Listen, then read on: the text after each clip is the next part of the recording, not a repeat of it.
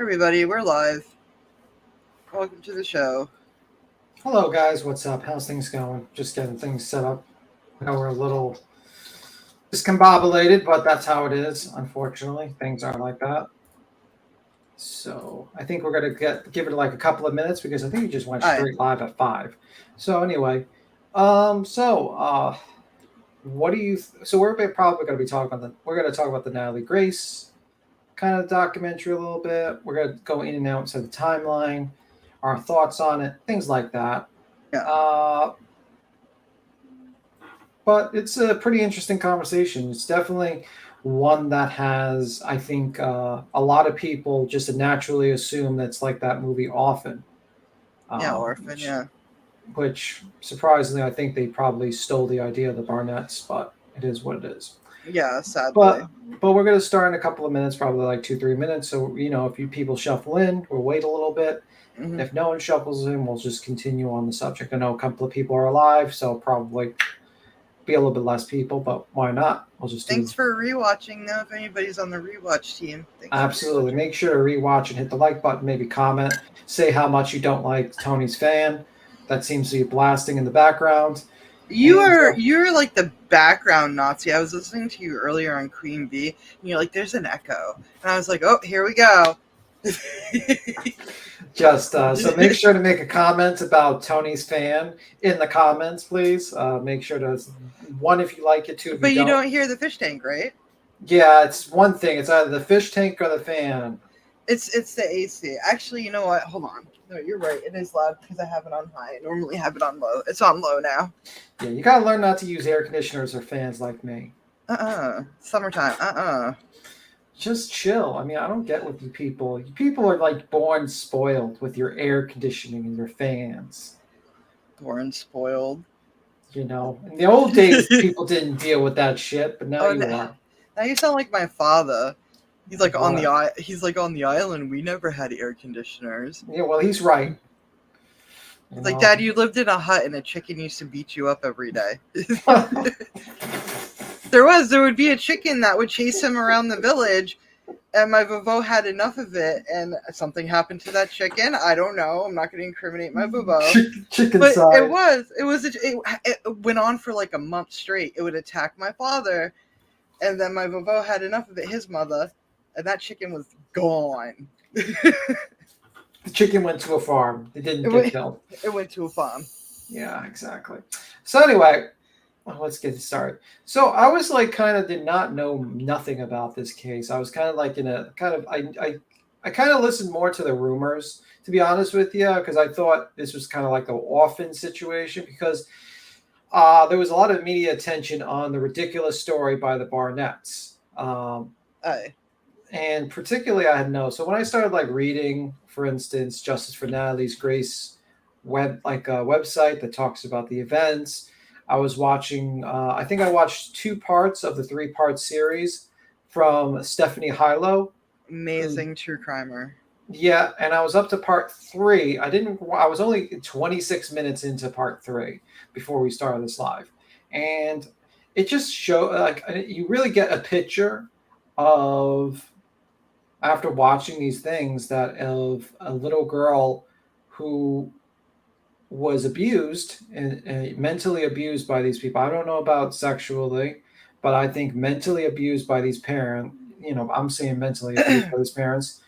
I don't know if she was abused maybe in the orphanage other ways or other places because there's some weird stories from the one place, the mental institution that talked about seeing one of the orderlies seeing her naked at one point, a male orderly. I don't know what the hell's going on there, but you have a little girl that's mentally abused by the parents, Yeah. shoved away, told to be, then basically said to be like 22 years old and shoved into an apartment. If you don't know the story, basically, maybe Tony wants to tell the story. I don't know. You want to tell the story? Hold on real quick. I am just going to share my screen so people can Yeah. get a this is her.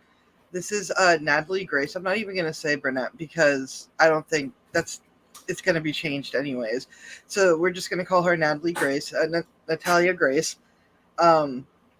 So basically she was an orphan in the Ukraine, and an adoption agency in the Ukraine worked with an adoption agency in the United States, and they flew her over, and she was with the first family, and then the second family is a family that we're going to be talking about, the Burnetts. They're fucking insane. And at this time, she was around 5 or 6 years old. Yeah. She spent some time in the Ukraine orphanages, but it wasn't like enough for her to. Well, my understanding from watching the Stephanie Harlow, which Yeah. I'll put the link to the channel. I'm going to put like the link for the third Oh yeah. version. She does a pretty good breakdown. But my understanding from one of her, I think it was part 2, explaining it. Basically, in Ukraine, the mother was basically told that the child was kind of disabled and says, you're better off throwing this kid into an orphanage. It's going to cost too much money, and basically you should just have another kid. Yeah. And that was basically the situation. You'll have more kids. You're young. Yeah, that's the thing. That's exactly. And that's how they work in a lot of countries too. Yeah. So in Ukraine, this is before the war, a lot of the kids were thrown into these orphanages. And the problem is these orphanages are horrible. They are not good. They don't get enough money to actually help these kids. And basically it's a big problem in Ukraine. It's basically hide the way. You know, like America used to do it. This isn't a new concept. America used to do it. They stopped doing it in the 80s when they were exposed. But yeah, that's basically it's sad. And as you can see, Natalie was born, as a little person. She's a little person, but she was also born with a rare bone condition, which I'm going to try to pronounce. It's a dysplasia congenita. It's a rare form of dwarfism where, is it by Christian? After birth, she was placed. Yeah, so it's very expensive. Dwarfism alone, even if you're born just a little person, you're already going to get a lot of surgeries to begin with. Mm-hmm. But imagine being born, a little person and having a condition after condition after condition. Basically, she has this very huge disability. Yes. She needs to be the orphanage is not equipped, so they try to get her adopted. She's, I think, what was the other state the other family was in? July 9th, 2008. Natalie was 4.5 years old. She was brought from the U.S., from the Ukraine, and was adopted by a couple in Massachusetts. Yeah, they adopted her. They realized that they were little people, yeah. too. Okay. They realized that it was probably too much at that particular point. They tried to do a readoption, and the Barnetts basically got it. Yeah, the Barnetts did. Now, a doctor in Boston did examine. But you're jumping a little bit ahead. Okay. That was the same year. That's why I was. Oh, okay. Yeah, you can read that. Yeah. A doctor in Boston examined Natalia in 2008 when she arrived to the United States from the Ukraine orphanage. An interpreter helped the doctors communicate with Natalia during 2008 examination. Now, remember this: an interpreter helped her, because this will come up later. A lot of people. Well, we can say it now since people will be fresh in their minds. Basically, a point of contention that the Barnetts say is that they said that she did not speak Ukrainian.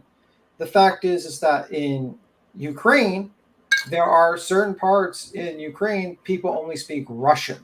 So when they did the interpreter, it was a Russian interpreter. That was a key thing. That is something they did not understand. So they were like shocked. Why doesn't this little girl have an accent? Why doesn't she speak Ukraine? Well, probably because she speaks Russian. She's also 4.5 years old. Yeah, well, obviously. You know what I mean? She's learning more English than she is Russian at this point. So basically, the Barnetts are basically the typical douchebag family that believes that. Maybe show the picture of the douchebag family. Yeah. Matter of fact, I got you know what? I got their mug shots right here. So look at that. I mean, Michael. Maybe one moment. You want to share your screen? Yeah, I got like a couple of pictures. But the typical douchebag family that believes material things are important. They love image. They always want perspective. How people see them, they value. Do you get what I'm saying? Yeah. So let me do a share screen. That's Okay. their mugshot. They didn't get convicted of the crime, unfortunately. We'll get to that. We'll definitely get to that. Okay, so let me see. This is the YouTube channel we dropped before, and let me see. This is Stephanie Howell. Yeah. Yeah, this is Stephanie Howell. This is them. I mean, but that's the Barnetts. And that's Natalia right there too.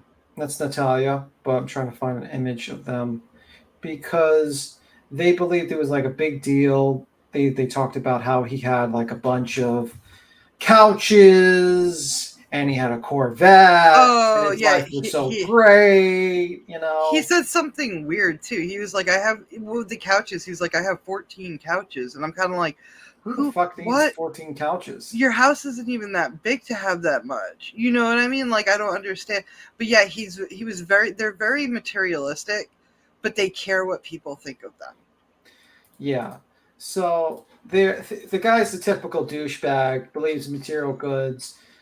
He's an asshole. I mean, I wish you watched the documentary because he was so oh, crazy. this has clips from the documentary. I'm just gonna Yeah. go there. Just give me a Oh, moment. yeah. Mind you, there is a documentary on. You can go to HBO Max or ID, and it's called "The Curious Case of Natalia Grace." Now, that's a documentary I watched and I got into the rabbit hole with. I suggest y'all go watch it. Season 2 is going to drop, and it's Natalia speaking out. So we're doing this kind of prematurely, but I'm sure we'll do like an update, like a quickie update on it. But yeah, keep an eye on that. Yeah, it's just fucking crazy. This poor little girl. And this is the thing. This came to light 3 years ago, and there was a majority of the population that were into this case going, "This is a grown woman. This is a grown woman." And now they're all biting their tongues, going, oh, you know, it's so crazy. Yeah. We just go to that part. I found it. You found? Oh yeah, Matilda. Okay, we're going to this part here. All right, I'm going to play it. This part Okay. here. That ruined his own life with help from his wife, Christine. And together, these two people ruined Natalia's life, which, to be honest, wasn't that great to begin with. Financially, we're doing great. We've got a literal brand new McMansion, 5,000 square foot home in a prestigious town. A driveway loaded with cars in it. There's a Lamborghini in my driveway, for God's sakes. We have 13 TVs. We got 14 couches. There was hundreds of thousands of dollars in the bank account. More importantly, we were in a very tight-knit family. It really was the pinnacle of what. I mean, this dude said, like, who the fuck 14 has 14 couches? 13 televisions or some shit? Like, what the fuck? Like, this guy is just fucking full of it. And he's like talking about how like this kid, Natalia, just ruined his life when they came in and all that shit. And I was just sitting there, I was like, wow, this is fucked up.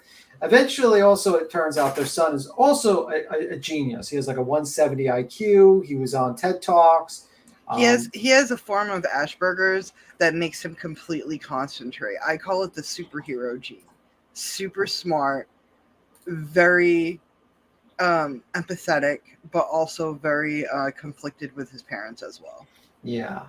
So they're just talking about how like he ruined his life and everything was going great, and they decided to open up their homes to a child or something like that. And then like a certain part of it, which was like what was it? One moment.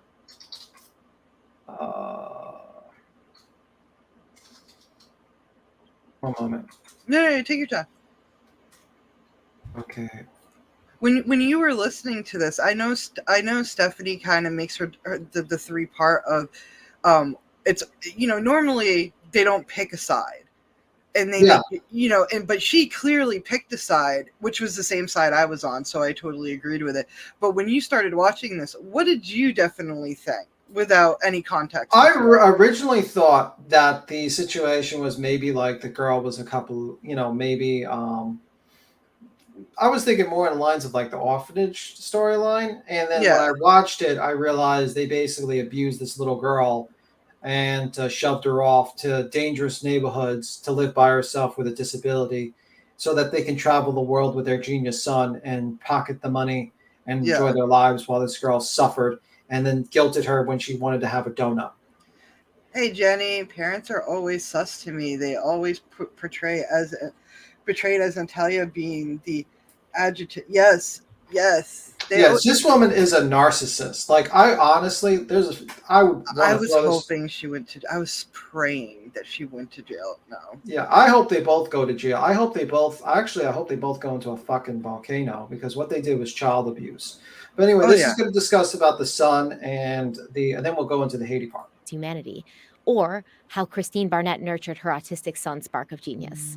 I'm not even kidding. Like, if you hear Christine talk about it, Michael Barnett, her husband, Jacob's father, didn't even exist, basically. In April of 2013, Christine Barnett published her memoir titled The Spark, a mother's story of nurturing genius. And listen, I'm not going to buy this book.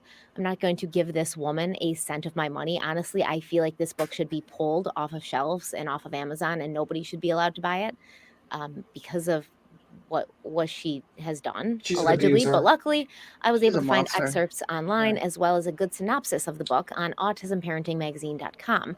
And that synopsis reads, quote, Christine Barnett explains how she was told that Jacob would probably never read or tie his shoes when he started regressing at the age of 2. It was at this time that his parents provided him with all the typical autistic therapies, OT, PT, speech therapy, etc. However, by the 3rd grade, they realized that their son needed more than the average special education program provided by the public school system. So he started attending college classes with his mother. At the end of the semester, at 8 years old, he aced the astronomy final.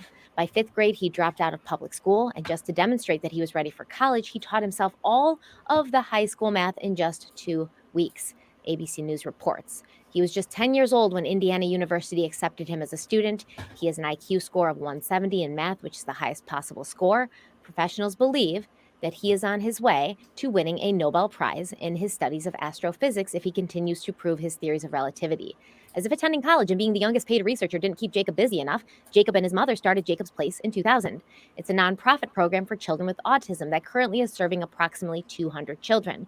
Christine Barnett and her husband, Michael, currently run the charitable community center for special needs children and their families in Indiana. 100% of the donations are used to bring joy to children with autism and other special needs. End quote.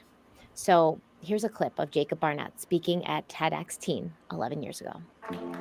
Hey, I'm showing this because it's going to be pretty interesting when you see what he is like kind of now during this whole situation. Jacob Barnett, are you guys excited? Alrighty, I'm here to tell you why you guys should forget everything you know right now. So, first thing you guys need to know. So, suppose you guys are all doing your homework, okay? You know, it's something you have to do. And you're doing great on your homework, you're getting great grades, and you're getting fabulous prizes such as, Benjamins and all this great stuff. I'm here to tell you you're doing it all wrong. That's right, I did just say that. You're doing it all wrong.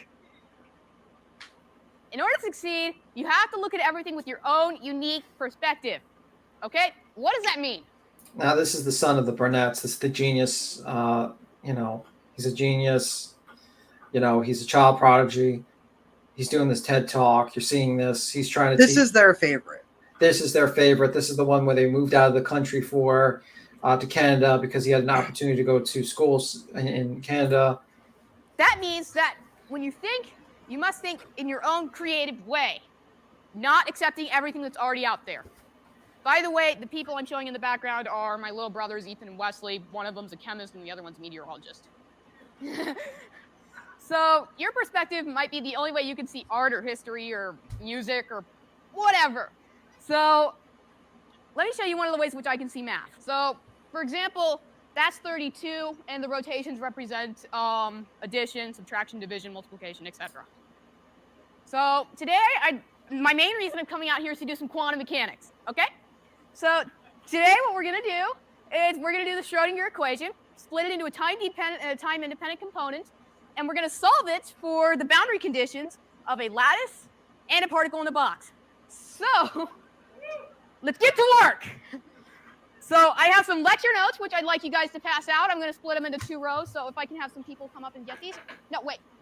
Before you come up here, I need to let you know about something very quickly. Okay, just stay there. I'm kidding. He's very smart, right? He's cool. He's a very smart kid.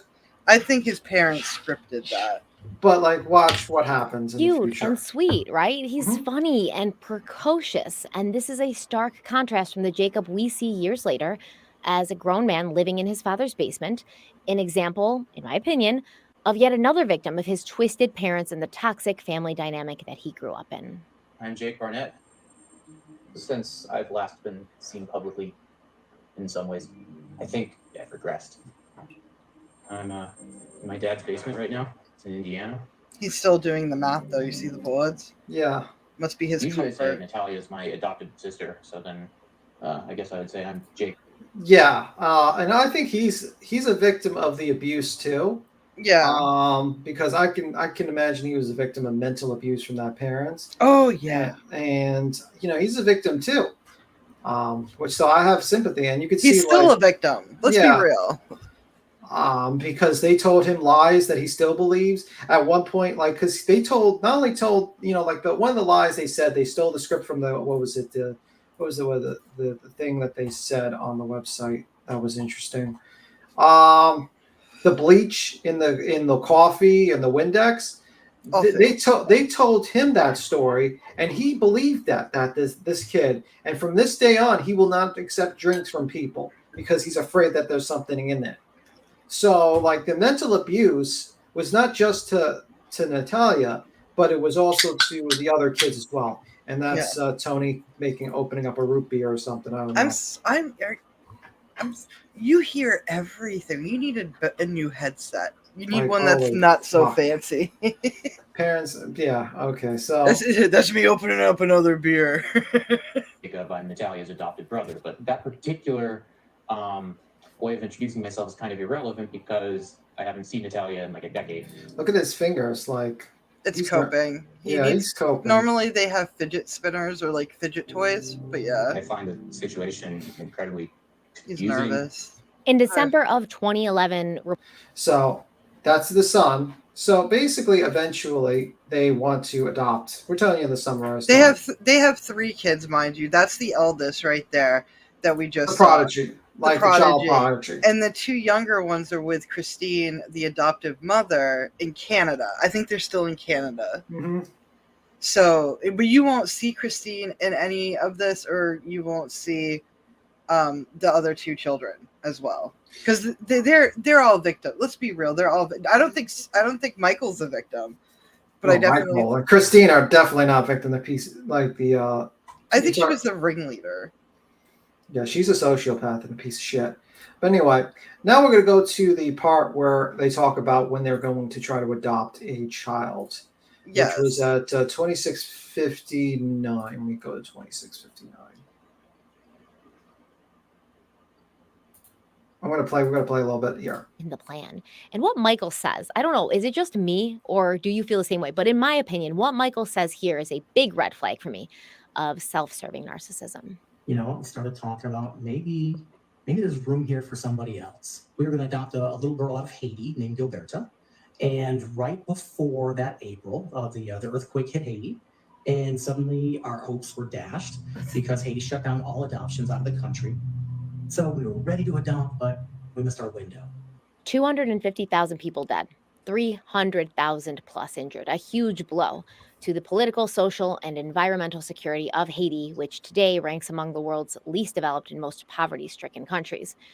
A natural disaster that was literally cataclysmic for the people of Haiti. But for Michael, it was just really disappointing and inconvenient that he couldn't get his orphan. His hopes were dashed. The people of Haiti had their homes and their lives dashed, but Michael's hopes dashed. But his hopes wouldn't be dashed for long, because according to Michael Barnett, he and his wife got a call out of nowhere from a place in Hollywood, Florida called Adoption by Shepherd Care. The people at this adoption agency told the Barnetts, hey, we've seen your home study. We know about you. We know you're looking for a kid. You run a charity for special. Yeah, and that's really telling of what that guy said. Like, that is like fucking narcissism I've ever seen in my life. Like, oh, pity that 250,000 people are dead and the country is literally wrecked until this day. But, you know.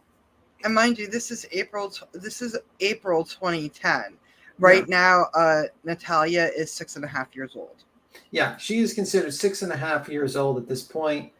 This is before they basically, And if you're catching on, basically, eventually when she turns 9, they decide to go to the court and say that her age was wrong and that she's actually 22. And then when she was turned to 22 legally, she was forced to live by herself on Social Security, disability, and food stamps, and was living by herself as a 9-year-old. And she was 9 years old, but legally she was 22. Yeah, and basically also suffered. Not only was a 9-year-old, but a 9-year-old with dwarfism, who had no means to take care of her, like really no real means of taking care of herself, and was being mentally controlled and abused and by fucking Barnett, by the Barnetts.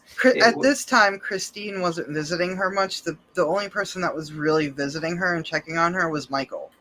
So Christine basically would contact her through the phone and text messages, very manipulative. But Michael would be the one to come over and be like, "Well, what are you doing? What's going on?" Yeah, and he filmed it. He filmed a couple times.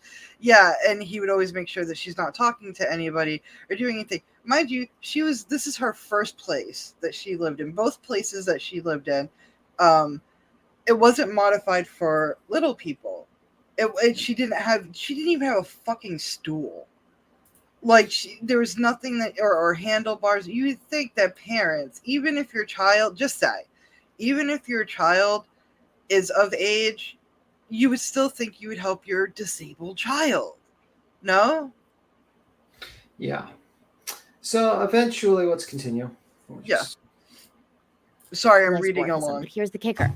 You only have 24 hours to decide. And according to Michael, he and his wife Christine took this as a sign from above.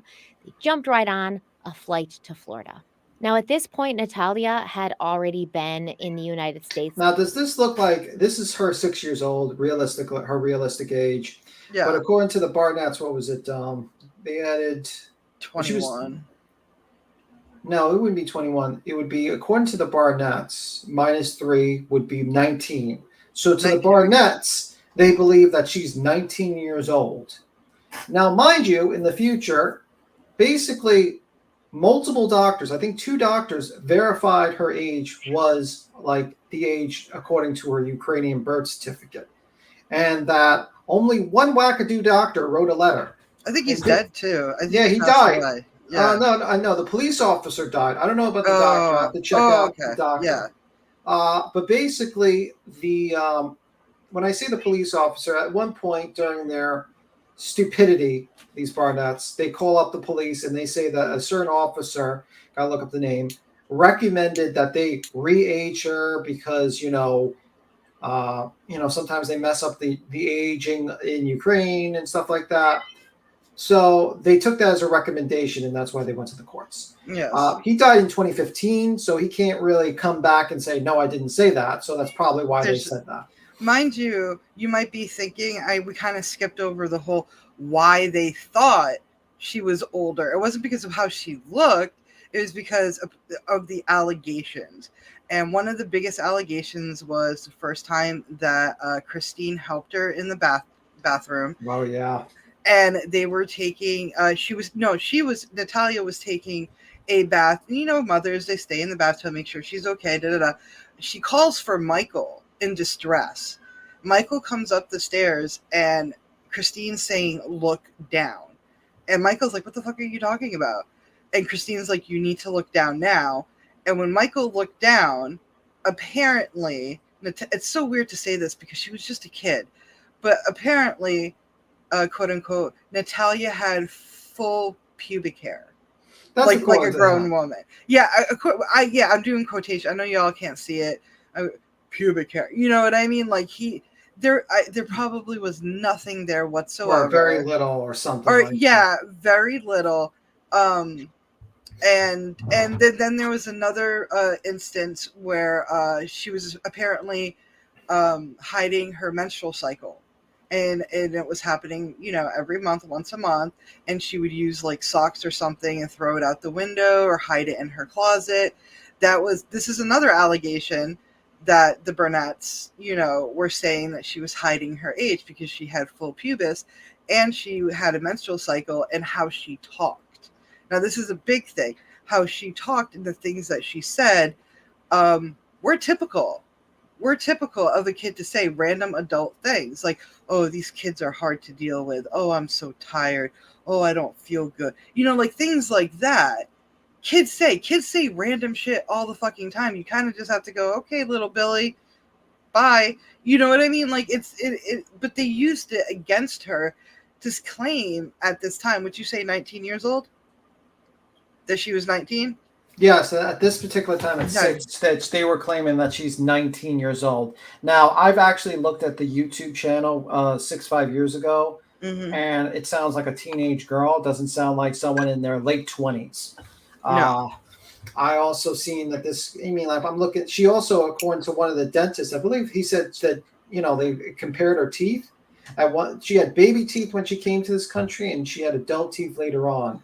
So she was a child. So if you really think about this, these two people, and then we're skipping a little bit, but these two people basically mentally abused a disabled child. Didn't give her the proper footwear because she had club foot. Didn't give her the necessary medical treatment, and didn't fucking give her even like food daily, and abandoned her, and tried to also abandon her in a rough neighborhood later on because people were asking too many good questions in an okay neighborhood, and basically used their money and their connections to basically throw a child away, to not even be able to get an education, to get public education, cannot get a proper medical treatment and all that shit because it was too much work for them to take care of a child because they were too big of a fucking narcissist. If I had my way, I would like 10 minutes in the room with Michael Barnett. That motherfucker needs a good fucking beating.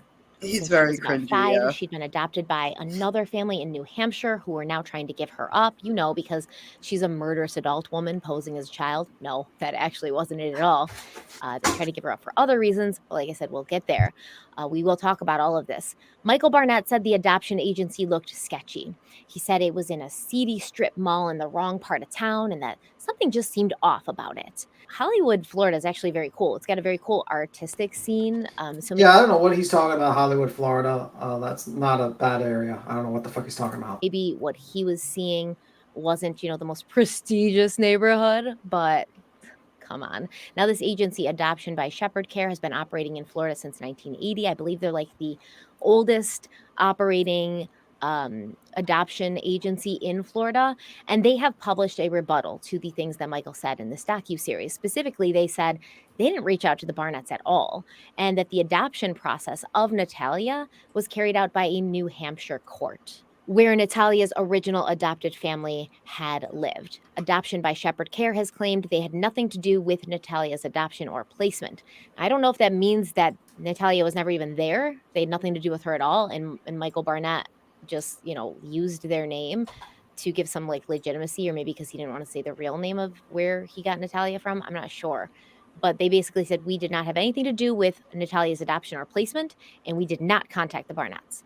Now, Michael Barnett said this was a closed adoption, so they didn't know any details about why Natalia had been given up by her original birth parents or why she'd been given up by the family from New Hampshire who had adopted her. All the Barnetts had were 2 pictures of Natalia and a birth certificate in Ukrainian saying she'd been born in 2003. We never spoke to them, and we are just thinking, how dare these other people give up on her? And we've been worried for the last couple of days, worried sick, that our new daughter's not going to like us. And the next thing you know, the door opens. Natalia's right there. She comes running in. She got this big smile on her face. She's happy as can be. And she's shouting, "Mommy, Daddy, Mommy, Daddy, Mommy, Daddy."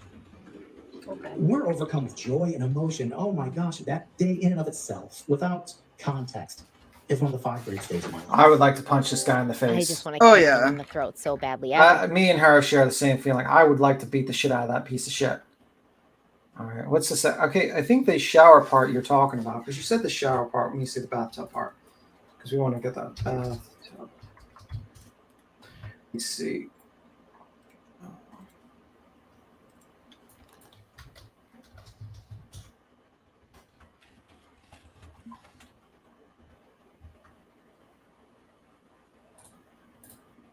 One moment.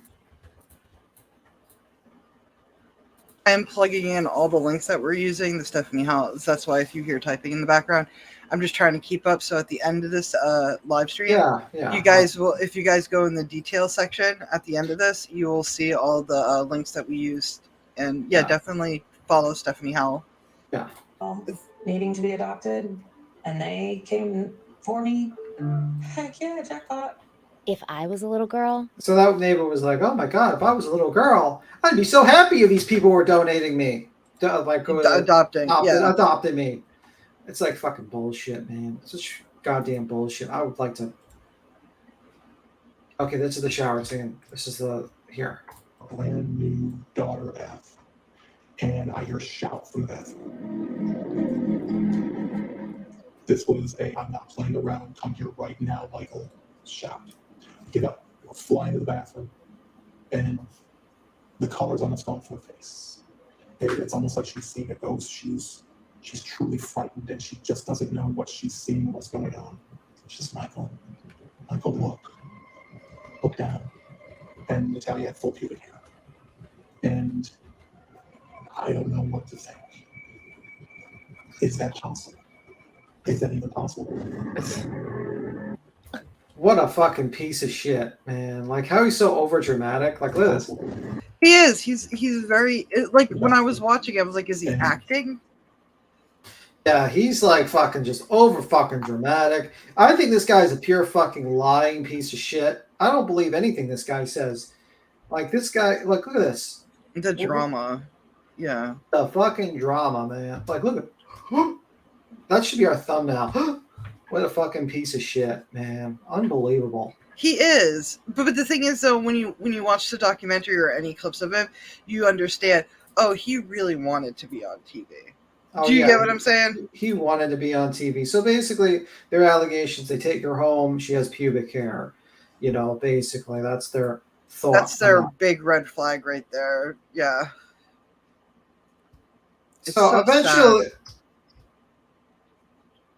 eventually they do like have her for a while. They take her to another they hear about another person who has dwarfism in another state, right?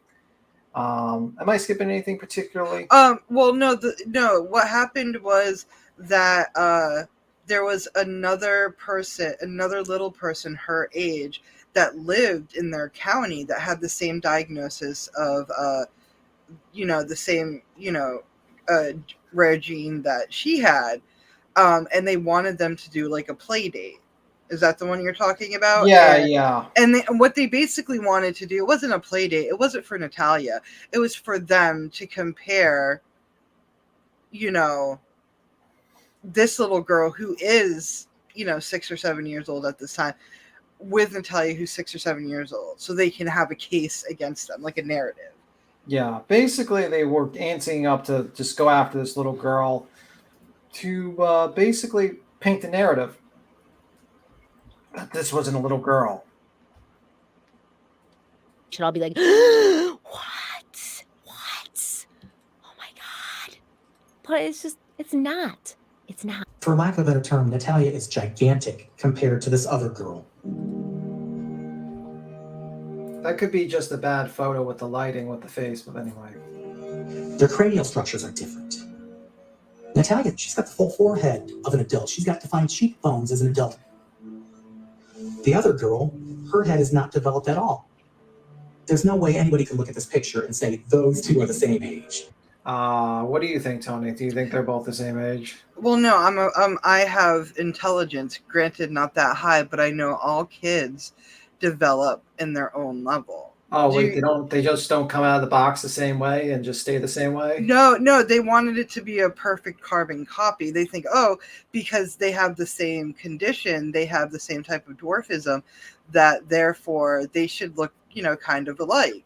Also, one's from Europe, one's from America, so kind of different group, like different genetics a little bit. Yeah, that's what I heard too, Peter. Welcome, Peter. Is that the other girl was also a little bit younger than Natalia. They weren't like perfectly the same age, but kids grow up differently. Yeah, but and then listen to this piece of shit, what he says. So Natalia sees this person that should be close to the mirror image of her and realizes We see it. Suddenly, she fills her cheeks with air, blows them out a little bit so the definition on her cheekbones disappears. So that starts to happen. We I literally think see that's her a lie. head change. It's almost like you got me. Is he for real?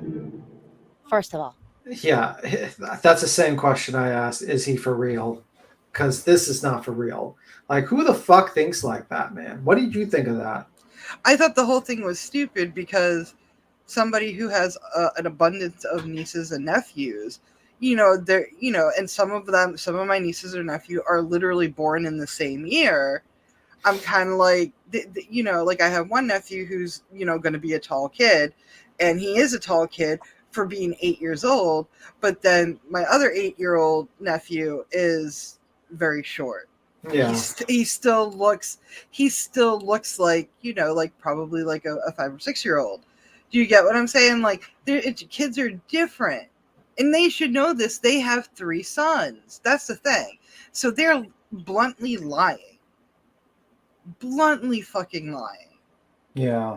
And they seem very ignorant on her diagnosis as well, because he basically said a mirror image, a perfect copy type. Yeah, like no kids are a perfect copy, not unless they're fucking twins, identical. That you just don't play that game with me. I mean, like, I don't understand how you can look at this person and just think they're like 22. It's like 19 or 20 years old at this point. Like, that doesn't make fucking sense to me. What it does make sense is that they figured out that this was just a huge financial burden, and they're such fucking narcissists, and they only care about their self-image of having a genius son and their perfect image of having Corvettes and being fucking cool and having some bullshit. At one point had a horse and buggy transport. They didn't want to take the fucking time to have to take care of this little kid. And I think they tossed this kid into a horrible situation. Definitely. Horrible situation. Definitely, because during the time that they put her in the first apartment, mind you, there was 2 different apartments, and yes, she was a minor both times. She wasn't even 10 years old. Yeah.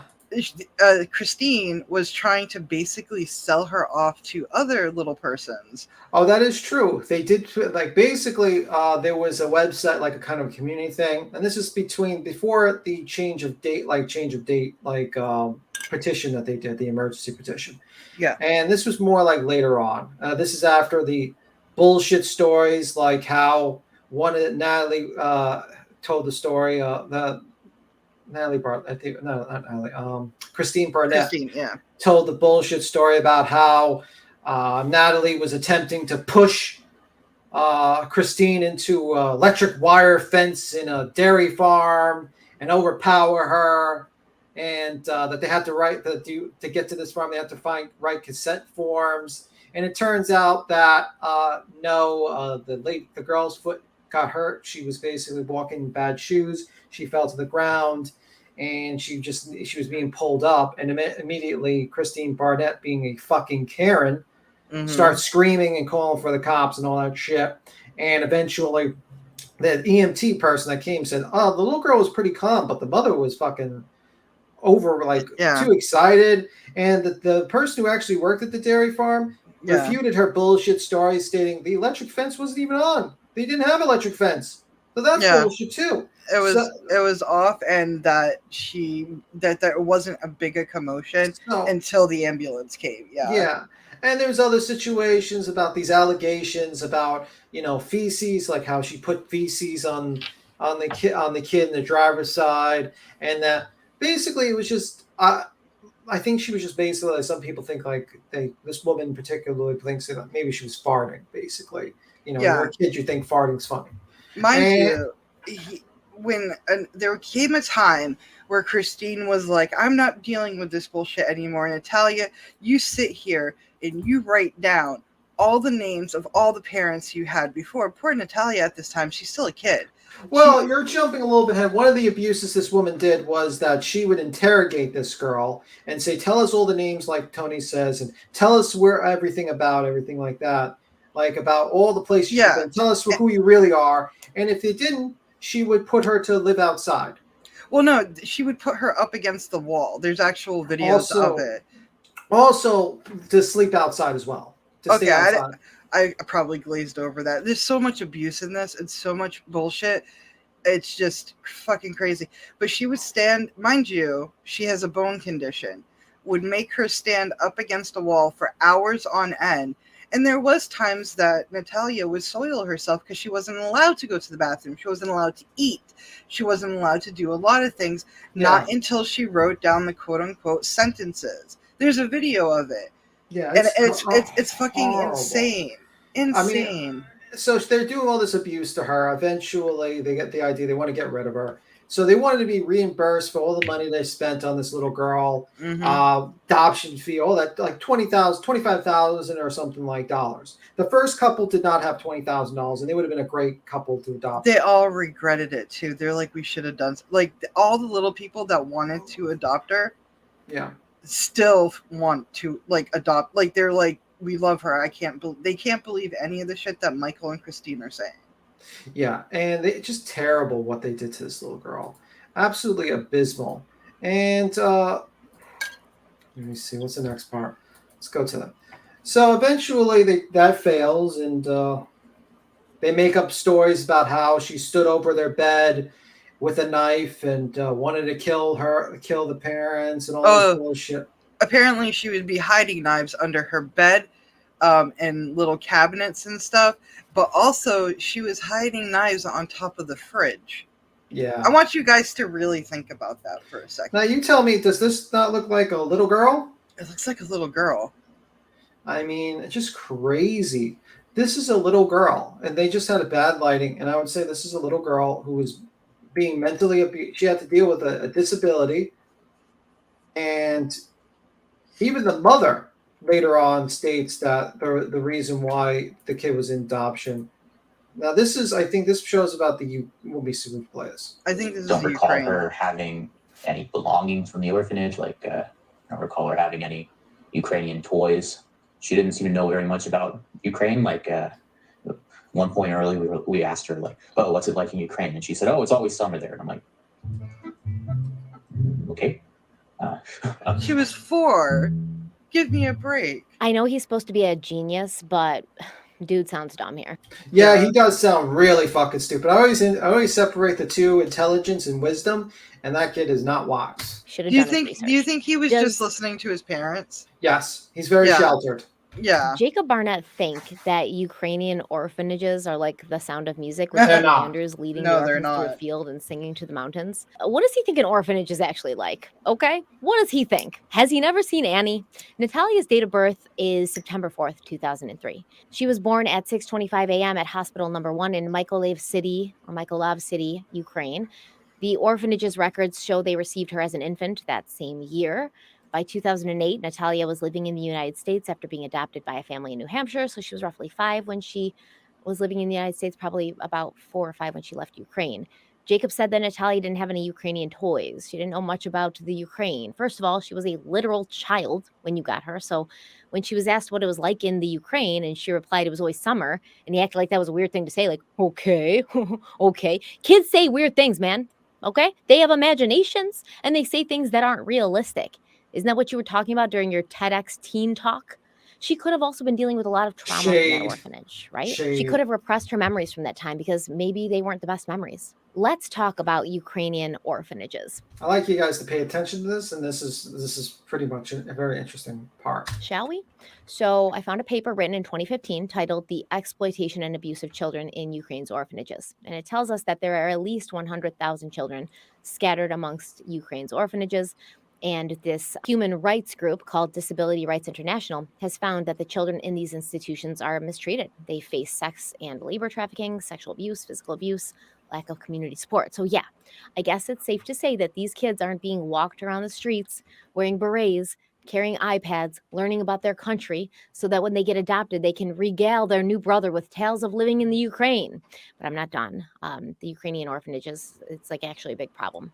In 2022, BBC News published an article talking about the thousands of disabled people living in these Ukrainian orphanages. Because like what happened to Natalia's mother, when a child is born with a disability, The doctor basically says to the mother, you don't have the funds or the capability to take care of this child, so just it's better off in orphanages. Go have new babies. Go have new healthy babies. That's what these doctors say. So that's why Ukrainian orphanages are just full of people who have special needs, who are, have some sort of disability. Most of the people with special needs in the orphanages have been there since they were babies, just like Natalia.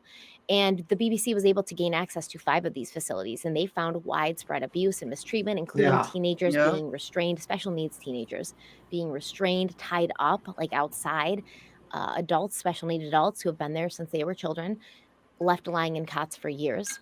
According to this article, the Ukraine has the largest number of children with special needs living in institutions in Europe, and they are the product of a Soviet-era system that made the process of parents giving their children up to the state very easy, like way too easy. You can basically just walk in, drop them off, and leave. There was, and still is, a belief by many in Ukrainian society that disabled children will receive better care in these institutions, better Yeah. care than their parents could give them because maybe the finances aren't there, maybe the family support's not there at home. So they think that these institutions will take care of their children. Before the Russian invasion, an estimated 250 children a month were being signed up for life in these institutions. Eric Rosenthal, CEO of Disability. Yeah, and it's a big problem here. I like a little bit of the video here. Left and fled Ukraine with the less disabled children. Because of their disabilities, they're not treated as human beings. They're only kept alive here. Staff shortages mean So older sad. residents look after the children. Heart breaks, actually, as a mother of 2 children. Even though they're in a safe place, their state will deteriorate with time because they are not getting any kind of stimulation, any kind of rehabilitation. And to me, this is further disabling them. So, yeah, Jacob. Yeah, so that explains why the kid didn't know much, let's just say, and thought it was always summer.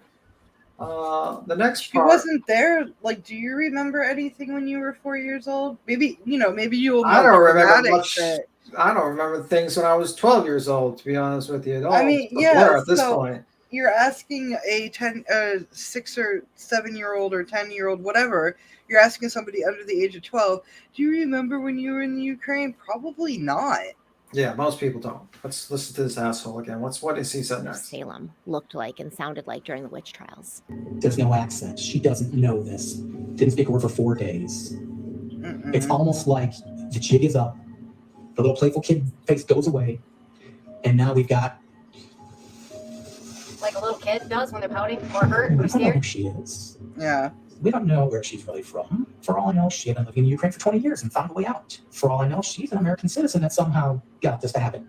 I truly don't know. Okay, so you told me some things. What an evil little prick. I so want to, I mean, I Does so he- want to beat the shit out of him. I wonder if people understand. If I see him in the streets, I'm going to punch him in the face. Like, I feel like, yeah, definitely. Punch him twice. I can't believe, and I know I'm not like, I really don't like when someone, like, this is just beyond just abandoning of a child. This man abused this child. Straight up child abuse. And he didn't even go to jail for it. He lived No. his life, and this little girl is now suffering from debilitating fucking disabilities that she can't even fucking walk properly because she didn't get the proper care. She didn't get a proper education. She was abused, and this guy's walking around blaming the victim that he abused on national TV and then smears her all over. I can't with these motherfuckers. And mind you, can we just say sex trafficking is a thing? Why would Yeah. you leave a child? I don't get it, but go ahead. Yeah. True. The dynamic between Natalia and the rest of the family seemed to shift really early. There was a lack of trust. So that compounded. So you lied to him. Okay, so that's what you're going to be in the most trouble for. You don't lie. Just look at her face, man, when Christine is like accusing her of lying. Natalia's clearly disassociating. She's confused. She doesn't know why she's being accused of this, but she knows she has to do whatever it takes to protect herself from getting shipped off to another family or worse, back to the Ukrainian orphanage. She's a kid. She doesn't know what's going to happen. She just knows she's at the will and mercy of these adult asshats that she lives with. And Jacob says something. He says the dynamic between Natalia and the rest of the family shifted pretty early, and there was no trust. And what he means is there was no trust from the family towards Natalia. They didn't trust her. And what I'm hearing, Jacob, is that your parents turned against Natalia, and then they turned you and your brothers against her, and then you all turned against her, leaving this small child who had never really had anybody she could depend on, who was struggling every day with a disability, to basically have no one in her corner. You all isolated her and made her feel less than and made her feel other. She was a child. You all didn't need to trust her. She needed to trust you, and you failed her. Jacob will also go on to say that Natalia had some behavioral issues, and to his credit, he does admit that they could have been due to abandonment issues, you think. Michael Barnett says that Natalia had been with them for about 4 months when they started to see her dark side. Like, for instance, in the car, she always wanted to sit next to the youngest Barnett son, Ethan, who was the same age as she was, and she would mess with him and try to upset him, allegedly. I mentioned this earlier, but she's going to explain a little better. We have a 2007 Jeep Commander, has 3 rows of seats. But Natalia would always try to sit next to my youngest, the smallest, my 6-year-old Ethan. And she would do whatever she could. Wow, I mean, why would a 7-year-old want to sit next to a 6-year-old or an 8-year-old? I don't know. That's an odd one. Why would you want to sit next to someone who's closer to your age? To upset him. She would purposely wait until she was next to him in the car, and then she would do her best to urinate on him. She would defecate in the car and put her hand into it and try to smear it on Ethan. And it was a frequent occurrence for Natalia to soil surfaces that she wasn't supposed to. What were you doing to bother Ethan? I was starving. Did you keep doing it while you were in the car with him? That was the life my 6-year-old son had. To get into the car was like going through the whole. Did you just say she was farting? Like, this guy is such a fucking piece of shit. Like, I don't believe any of that. But this is the thing too. If you want to try to believe that she was soiling herself and hiding in places and soiling herself there, she's abused. Abused kids do that. Because, like, a lot of times a situation could occur where she's afraid to tell you that she needs to go to the bathroom, so she soils herself, maybe. Yeah. Or she's afraid to, like, tell you, like, that usually could happen. Like, someone gets afraid and they don't want to tell you because they're afraid to tell you because you are being abusive to them, and they basically don't tell you. Mind and they you, soil themselves. Yes, disabled child is going to need the parents' help to go to the bathroom and to clean themselves and stuff like that. Yeah. They were probably afraid because you're vulnerable. Even a little kid knows they're vulnerable on a toilet. Yeah. Haunted house. And another thing, if we went someplace in public and she made eye contact with somebody, we'd climb into the car, she would get into the car, she'd get in the seat, she'd close the door. As soon as I would start to get into my seat and the car would get into gear, doors open and she's throwing herself out of the vehicle so people around her can see. The idea, look, a poor helpless little girl, she was trying to get back to poor helpless little girl status. I hate him so much. How the fuck? Oh my god. Oh my god. I don't believe that. I don't believe it because I'm not, no disrespect to anything, but even the little people in the documentary were saying Natalia with this condition is not going to have the strength to do half of the shit that they claim. Yeah.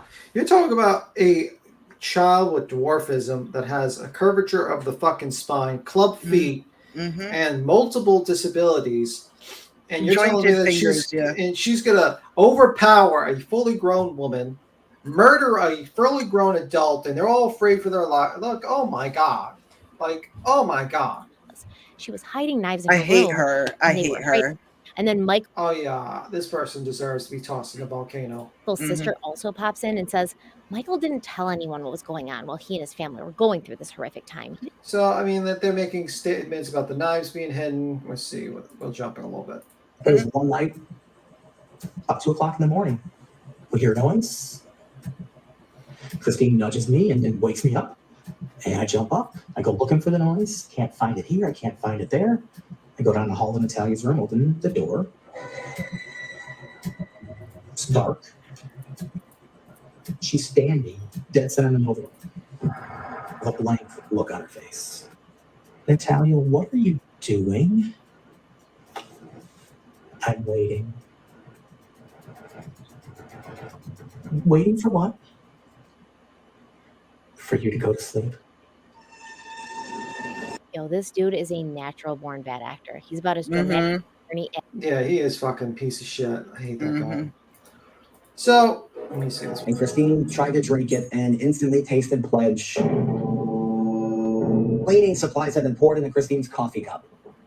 Christine is screaming at her, Natalia, why did you do this? And she just says, plain out, straight out, I'm trying to kill you. I'm trying to poison you. So Natalia put pledge into Christine's coffee because it's not enough to rip off the orphan. We have to pull inspiration from The Sixth Sense as well. Mm-hmm. Yeah. Oh, that part from The Sixth Sense, yeah.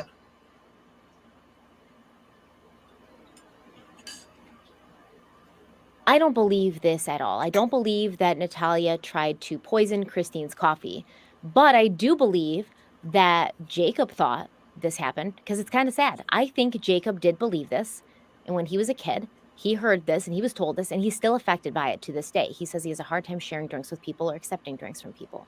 So while the Barnetts were trying to set their narrative about Natalia trying to kill them, using their own sons as sort of like backup and alibis, they were also irreparably traumatizing their own children, which I'm sure they don't feel bad. Yeah, they abuse their own kids.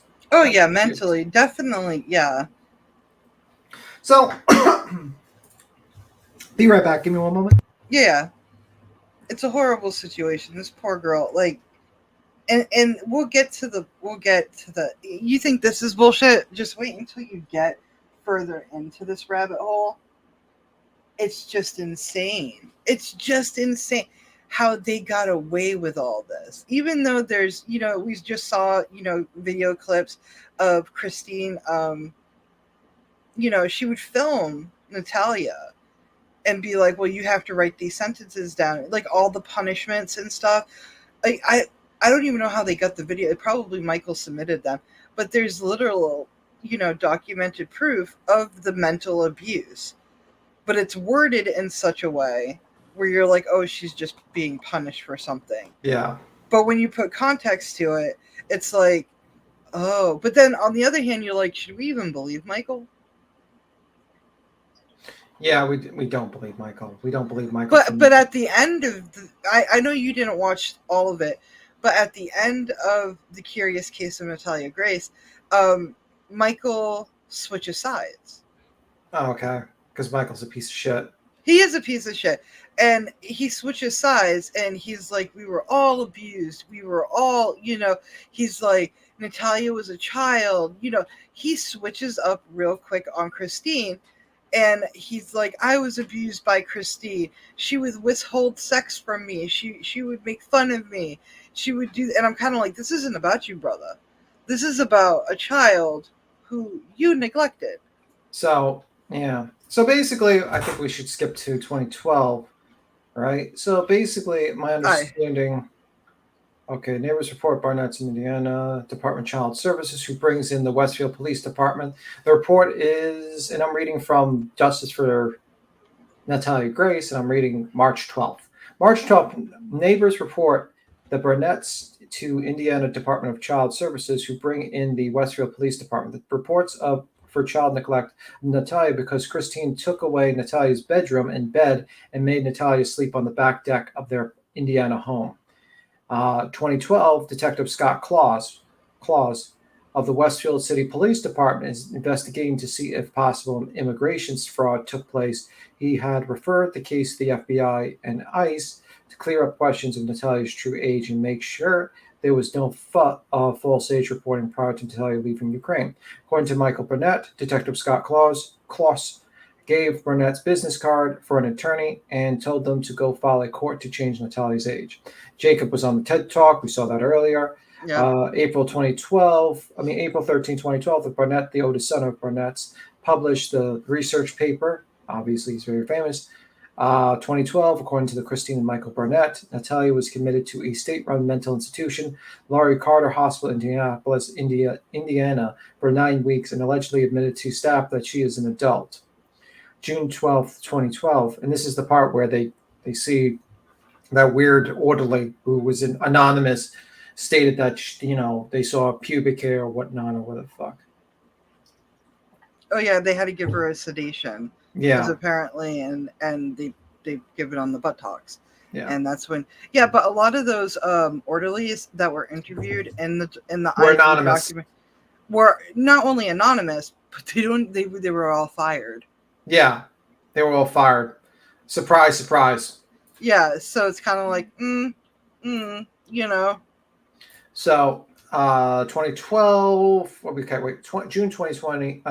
June 12. Sorry, No, you're June good. 2012. Peyton Manning Hospital conducts another complete body examination in request of the Barnetts. Among the experts was an experienced endocrinologist and a physician that specialized in disorders and disease that involves hormones. Doctor estimates Natalia's age is to be approximately 11 years old. So you had this doctor and another doctor. I think there was like 3 doctors that confirmed her age was the appropriate age on her Ukrainian documents. Yeah. 2012, the Barnetts filed an ex parte petition in Marion County's Superior Court to have Natalie Grace's year of birth changed to from 2003 to 1989. Ex parte means that one of the parties to a legal action is omitted from participating in due process. In this case, it was the 8-year-old Natalia Grace who didn't participate. So basically, she had no representation for herself to defend herself. No. The parents just went in there and did this ex parte to change her age. So, and this is the document. You know, basically, I'm gonna try to read the doc because it's really fucking small. Basically, several doctors were like, the birth certificate is correct, but that one doctor. Yeah. It was that one doctor. So the document is the petition was verified by an emergency petition to change the birth date of so and so. Petitioners adopted the state of Indiana on November 3rd, 2010. Okay, let me see. Yeah, so they're basically, the petitioners were concerned, not 7 years old, but much older due to her ability to hide physical characteristics, statements of detailed alleged abuse. Her differing stories of timelines has a level of intelligence. Her level of ability to act differently is different in different situations. Her level of ability to manipulate her experience, vocabulary, and her physical characteristics. Behavior was escalated into dangerous behavior throughout the first year of the placement. Petitioners continually sought professional help. Petitioners have sought petition. Yeah. So they put that petition out and they wanted to change the date of birth. They also had a letter. The letter was from a doctor. I'm trying to get the letter of the doctor who put it later on. One moment. At this time, she was 8 years old. Yeah, at this time, she was probably 9 years old. Okay, so this is a Indiana University Hospital October 24th, 2016.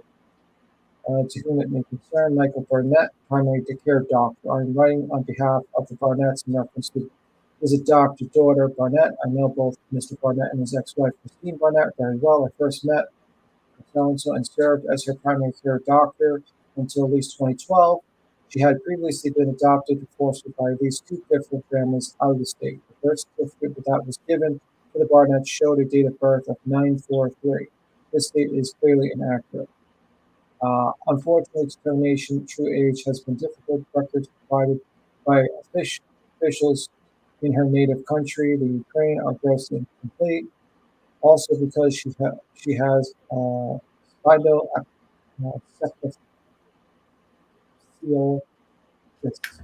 dysplasia and spinal. Oh, your microphone's doing it again. Sorry. I'm trying to read this word.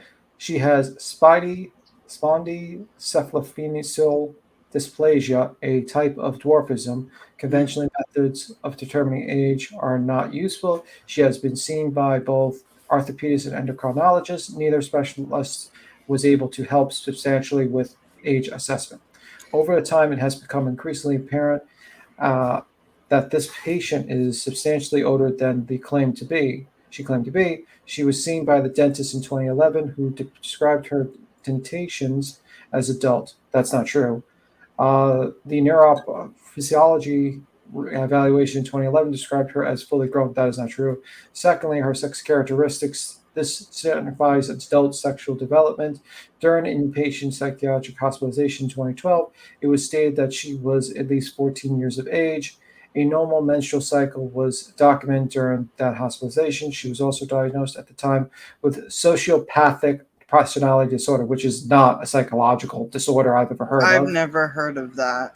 which is usually does not appear until at least 16 years of age. Around that time, she's begun admitting that she was over 18. This was about 5 years ago. Miss Barnett has made a career of perpetuating her age facade. She has continued to fool those who have best intention. This includes previous and current caregivers, physicians, and her adopted parents. The biggest victim here are Michael and Christine Barnett, who did everything in their power to provide with a better life. Their rewards were enormous amounts of stress and substantial financial losses. It is my understanding that once again, claiming to be a child, this behavior is counterproductive to everyone involved and will disrupt the lives of those who live. She infiltrates, and it will also continue to delay appropriate medical care to the physical. So this is the bullshit letter, and it's full of shit because 3 doctors did not say what he was stating. And I think he wrote this letter in 2016 to cover his ass for signing off and being part of that disaster of a court system where this girl was basically aged by fucking 13 years in one court proceeding. So here's the thing too, when they did this, it said when she was 8 years old, when she was an 8-year-old little girl in 2nd or 3rd grade, as an adult now, because she's now deemed an adult, the petition passed, she was denied a proper education. She was also denied all surgeries needed as a growing minor, which made her condition much worse and her daily life even more painful as she ages. As an adult, she can now vote in elections, apply for driver's license, buy a gun, buy cigarettes, but she was really only 8 years old. Yeah, she didn't get 3rd year. She didn't get schooling, which was like 3rd grade. Yeah. She didn't get the actual medical treatment, the surgeries that she needed. It's just ridiculous. So they do this travesty of justice, in my opinion, of aging this girl to 22. In June 2012, despite the Barnetts being informed by experts and professionals that Natalie Grace is a child approximately 6 to 9 years old, Judge Gerald S. Zor from Marion County Superior Court in Indianapolis, Indiana, legally declared that Natalie was born in 1989, changing her age from 8.5 years old to 22.5 years old. An outrageous ruling by this judge. And honestly, this judge should be fucking thrown into jail for this shit. July 25th, 2012, mobile dental healthcare services records show that the dental x-ray was taken by Dr. Ronald Deckard. He states that based upon dental x-rays, Natalie was between 6 and 9 years old as of July 25th, 2012. But Dr. Deckard was provided a birth year of Natalie of 1989, but he did not believe that birth year to be accurate. See, this is dental records, and he's stating that. Even doctors are like, I'm not going to lie. Like, I'm not going to lie. You know, like, this is a little girl. Yeah. And July 25th, 2012, I mean, I may have read that. Okay. Yeah, we're on August now. We're August 2012. According to Christine and Michael Barnett, 8.5-year-old Natalie Grace is discharged from secure psychiatric care and placed under supervision state's healthcare provider, Aspar, Indiana. Michael Barnett states he and Christine Barnett helped set Natalie up in an apartment, paid the first 3 months' rent, set her up with disability, Social Security, and food stamps. Michael Barnett states they hired a home health aide for Natalie who billed them for $260 hours. That wasn't even brought up in the documentary. She lived alone. So Michael's changing the story here because she had no help from an aide or anything else. And the neighbors would tell you that. Like they only provided 260 hours of service. So he basically set up this girl for 3 months, got a person to come over for 260 hours, watch her, and then she lived alone, basically. It's horrible. Additionally, Michael Barnett said that his and his wife would check on Natalie twice a week. Michael Barnett says Natalie lived in that apartment for a year on her own. This was what Natalie had to say about the time in that apartment. Quote, I was 8 years old, almost 9. My landlord would take me to the gas station to get little things that I needed.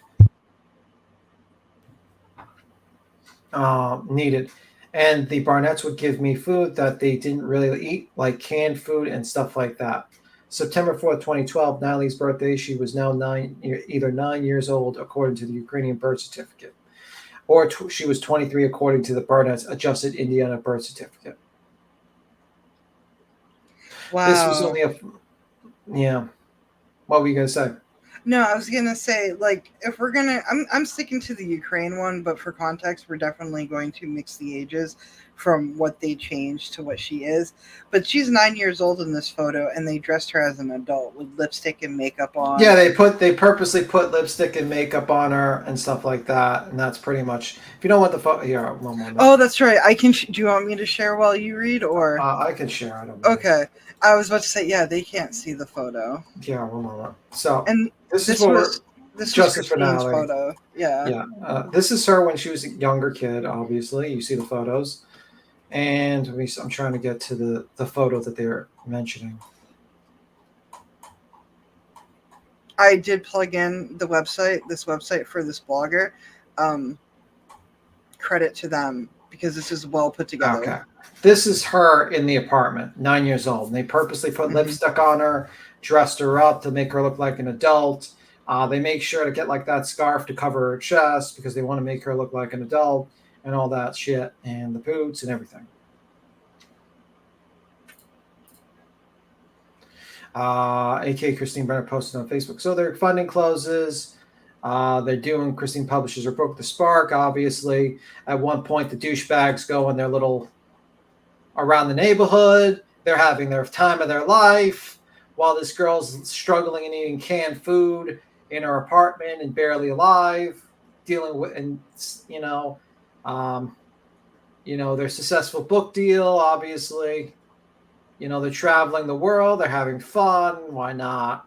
He's in it. Looks like Venice, the douchebag. While this little girl is in the apartment by herself, these people are traveling the world and having fun.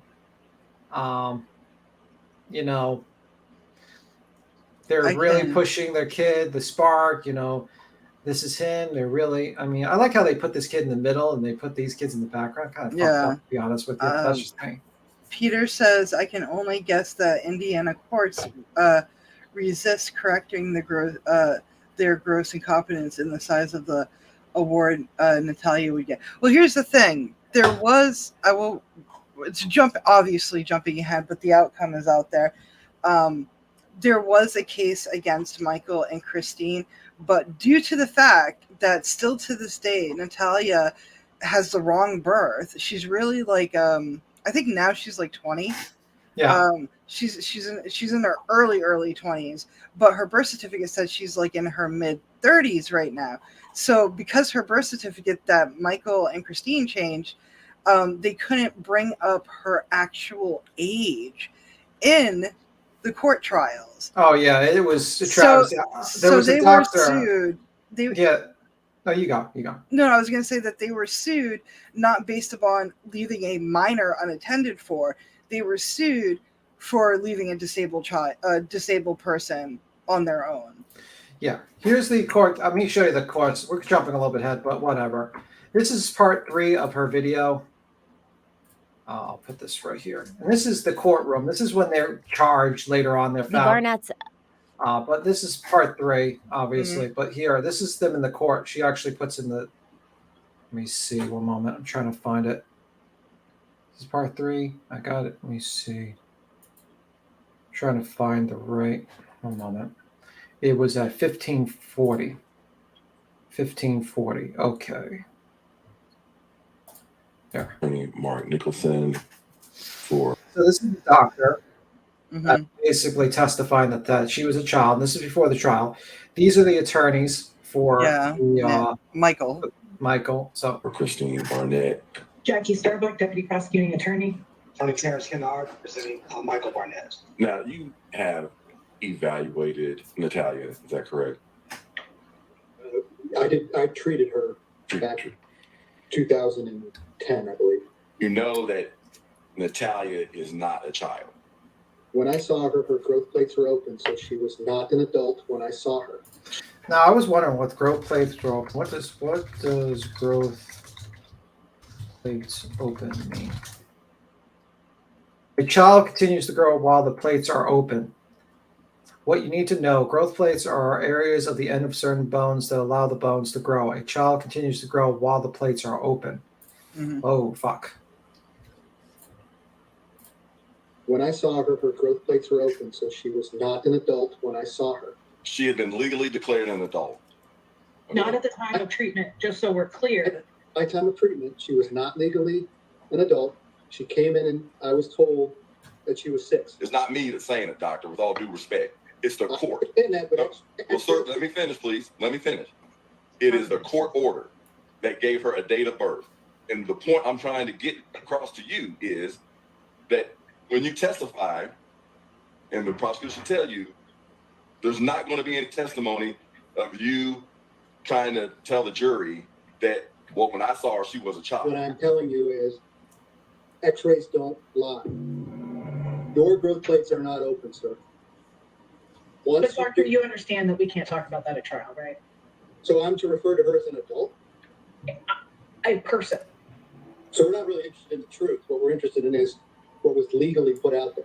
I don't appreciate you saying that we're not interested in the truth. Because I am interested in the truth. Okay. There's been a lot of lies that have been going on. We are not going to argue about... I'm not arguing. What I'm telling him is he will not disrespect me and say that I am not interested in the truth. You're not. Okay. You're not. Because he just said that, well, we're not interested in the truth. Can we get back to the Her point? birthday, doctor, is September 4th, 1989. So Dr. Bellflower, he was not backing down. So that was what Tony was explaining earlier. Tony? Yeah, no, I was just thinking, like, thank God this doctor didn't back down, because I mean, during the court trial, you cannot bring up that she was a minor, because legally she's not. But we all know she fucking is. Yeah, and that was during the trial when they were being tried for neglect. This is jumping much, much ahead. But Tony referred to it, so I figured I would just talk about that a little bit. So anywho. So eventually they, after seeing this list, makes one wonder what Barnett's got the money to purchase this. So basically they start selling their shit to move to Canada because the son, later on, this is July 26, 2013, Michael Barnett posted on Facebook page a list of things they had sold and are given in preparation to move to Canada because he got invited to a prestigious type of schools type of deal in Canada. Boys, mattresses. Who the fuck buys mattresses? Yeah, I would never buy secondhand. 3 boys, bed frames, maybe. I don't know if anyone would buy that shit. King pillow, no one would buy that shit. Theater couches. Holy fuck, man. How many couches do you need? Yeah, 14, remember? Holy fuck. A fireplace, snow cone maker, ice cream maker, George Foreman grill. What the fuck? Why do they have all this junk? Like, what the fuck? Christine shotgun. Okay, 300 movies. After seeing this list, it makes one wonder. I thought they had hundreds of thousands of dollars. Why would they need to sell this bullshit? Bunch of fucking liars. That's what they are. Fucking piece of shit. I'm sorry, I'm emotional. Well, see, no. See, that's the thing. He had a bunch of cars. If he had like a driveway with 6 cars, you sold 3 of them, you would be fine. Yeah, like, oh my god. This, I can imagine someone buying this. And this kind of looks cool. I might, not really. I actually wouldn't buy this. This looks like a fucking eyesore.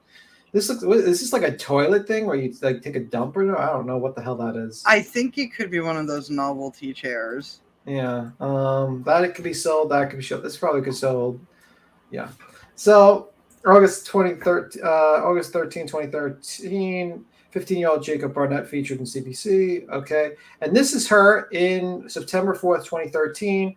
Natalie's birthday. She is either 10 years old, according to the Ukrainian birth certificate. And this is what she looks like now, in that particular, like in 2013. Do you see her condition has kind of digressed? Oh yeah, but she's denied any type of help because of her age. And that's the thing too. When you're a kid, they do all the surgeries, and like kids who are born with these diseases and like malformities and stuff, they get all the surgeries right away as kids. Now look at this. 2010, 2013. She looks rough. And here's the thing too, when she was living alone, the neighbors would say there was one guy who would go, like Natalia was trying to make friends with everybody. She was a kid. She wanted to, she was left alone. She had nobody to talk to. But there was this one guy who went, she befriended, and he started coming over her house. It would be there for an hour or two. And that kind of worries, wouldn't that worry you? Yeah. I'd be like, what the, I mean, you have a child that now can legally have, unfortunately, due to the Barnetts being absolute pieces of shit, can legally have sex with a fucking 10-year-old. Because it's legally changed to 22 or 23. Yeah. Like, how fucking evil are these people? I swear, man, I would just fucking knock them across the fucking floor. How could you do that to a little girl, man? And that's the thing. They just got away. I mean, it's all out there.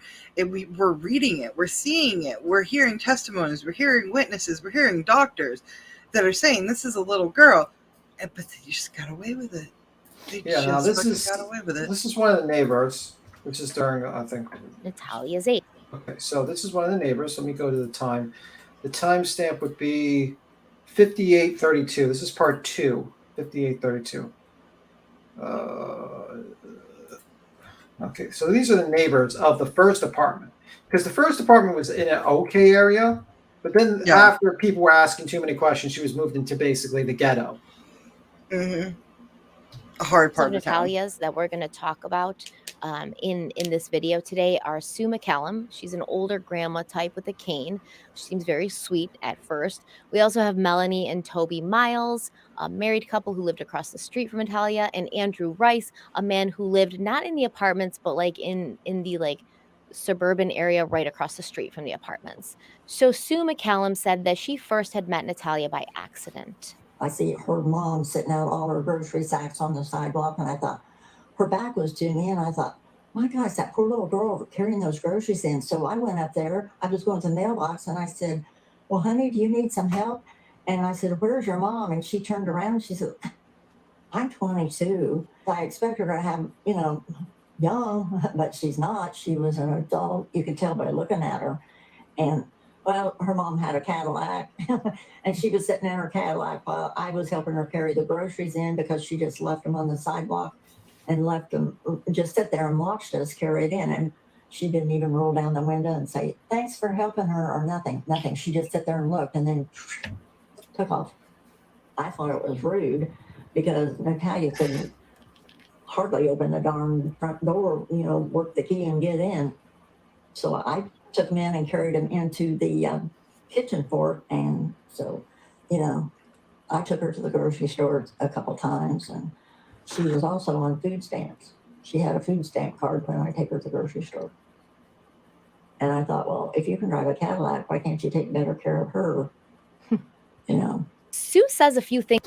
That's a good question. You could drive a Cadillac, but you can't take care of her. It seems like you pinned off the fucking responsibility on other people. What do you think of that? No, I agree completely. Like, I don't get it. Just say she's 22. They're saying that she was 22 at this time. They even have Natalia telling people that she's 22. Obviously, Natalia doesn't want to get in trouble because Christine's a monster. But imagine having a 22-year-old daughter with dwarfism, but on top of that, also a diagnosis where her joints are all conjoined and screwed up, and she's in pain, can't walk, clubbed feet. Would you stay in the car? Like, if you had a daughter, even if she was 30 years old, you would still help her with the groceries, right? Yeah, absolutely. She's fucking crazy. Because I thought she was just a little kid crossing the street, and then she came over and started talking to us, and definitely wasn't a child. Definitely. It was super nice, expressed herself well, and just was being friendly with us. She introduces herself, sits right down, starts a conversation like we've been friends for years. So, and that didn't bother me. Real sociopath she is. At the time. Okay, Toby. Okay. So I will say I understand fully that as Natalia became more thirsty for attention and more lonely as she spent more time alone without anybody there to take care of her, I'm sure her behavior did intensify, and we're going to talk about it. Yeah, because she's alone in our house and she has no one to actually hang out. This is another neighbor. Playing in the driveway, they were riding the electric motorcycle up and down the driveway and having races. On your mark, get set, go. My first impression of Natalia was that she was a little person. I didn't necessarily think she was a child at first. And as we got to speak with her, she actually admitted that she was 26 years old at that point. And she told us that she lived in the apartments down the street, which were only 2-3 houses down across the street. The age changed. Yeah. But look at our smile. But as the sun started to set, it started to cool down a little bit. And I know Natalia didn't have a jacket on that day, and we were jacketed up because it started getting cool. It also seemed like she hadn't done some of the basic hygienic things that most people would normally do. Her hair was a little bit dirty, and there was, for lack of a better word, an unpleasant body odor that she emitted. I really hope that YouTube lets me keep that clip in because it shows you something I believe is very, very clear. Natalia walked away from her apartment alone as an 8-year-old to find someone to play with. And when she did find a little boy to play with, she was happy as pie to just... Yeah, and she can take care of herself. And that's a thing you notice. Now, let's look at this piece of shit, what he does, and this abusive piece of shit, what he does when he go to her house. Oh, yeah, I hate that. He thought this was a great idea to film to prove his case that he's not an abusive piece of shit. Yeah. And this when I seen this, I was thinking to myself, man, if I see this motherfucker on the street, I will deck this motherfucker. Evidence emptied out. Yeah, I'm gonna grab him. Where were you walking around? I was just walking around on the sidewalk around here. In the apartment complex area? Yeah. I drove all through here. I didn't see you. How could you have been walking on the sidewalk if I drove through here and didn't see you? I was back there, walking around back there, and I was coming back over here. Yeah, like right over there? Yeah. I drove over there. Okay. Heather was here, huh? What did you guys talk about? They got another report on me. Who, Heather got another report on you? Yeah. And did Heather talk about what she's trying to do?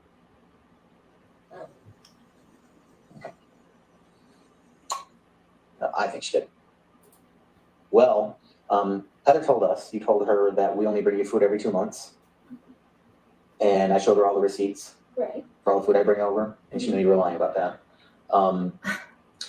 What a fucking piece of shit. Yeah. They're going to try and do stuff, but we showed everything to our lawyer, and our lawyer said that they can't do anything. They're not even supposed to come over here. So whatever Heather was trying with you, didn't work. Everything about Michael Barnett screams controlling abuser. If Natalia is an adult, why the hell do you care where she was walking, what she was doing? Why do you care?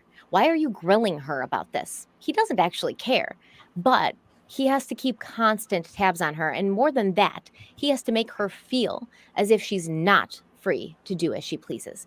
And then Michael asks Natalia about Heather Wilson. And he's like, oh, Heather said that you told her we only bring you food every 2 months. And Natalia's like, yeah, as in, yep, that's what I said because that's accurate. That's what's happening. And Yeah. Michael was like, well, joke's on you. We showed her the receipts and she knows you're lying. And whatever she's trying to do to help you won't work. So just give up because no one's coming to help you. You have no one but us. So you best behave. That's basically what's happening here. It's gaslighting at its finest. And he talks in this voice which seems casual and almost friendly, but there's venom dripping from Oh, each word. yeah. I know a woman like this who speaks in this high, sing-songy, sweet voice, but what she's saying is literal burns on everyone all the time, man. And I always say, you don't have to be yelling or swearing to be mean, insulting, and degrading. In this series, Beth Karras said that it appeared the Barnetts were not regularly buying groceries for Natalia until after DCFS reopened their investigation. And it is clear to me throughout this episode that Natalia is hungry all the time. Look at this. You know, It's funny. Do you notice how it's not APS? It's always CPS that gets involved. Does that make? I don't remember once in the documentary them saying adult protective services. It was always child protective services. Like Yeah, I mean, it's not like a 10-year-old was living by herself and was being slowly starved to death and mistreated and put into a facility that did not help her, that did not make it easier for her to move around because she had a disability. I mean, it's not like these people just abandoned this little girl to basically slowly die in this apartment and cut off every form of communications so that they were to hide their mistake. Clip when Michael comes in on one of his visits and finds a box of donuts, and he berates Natalia about where she got the donuts from. Where'd you get donuts from? I don't remember buying donuts. You don't know? Didn't know where I think donuts came from? That's a lie. Seriously, where did donuts come from? I found out while I was sorting out the cabinets. You just found donuts in there? But they're still good. Yeah, that sounds like what a 10-year-old would say, not a fully grown manipulative adult that's trying to take over to go into houses. Let's see if they have a date on them.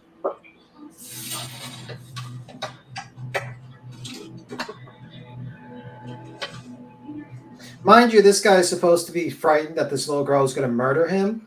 Yeah, Man. he seems so scared. He really seems terrified of this little girl that's going to murder him and his wife, and that he had to separate from this person to save himself from being murdered. He really sounds like it. And doesn't sound like a piece of shit motherfucker using his power of authority over an 8-year-old who legally he shouldn't be able to tell jack shit to because she's emancipated at this point. Yeah. But just fully controlling her because he wants to isolate this person further. Well, it said April 23rd, which means they're new. So where'd they come from? Where'd donuts come from? Somebody brought them. Who brought that?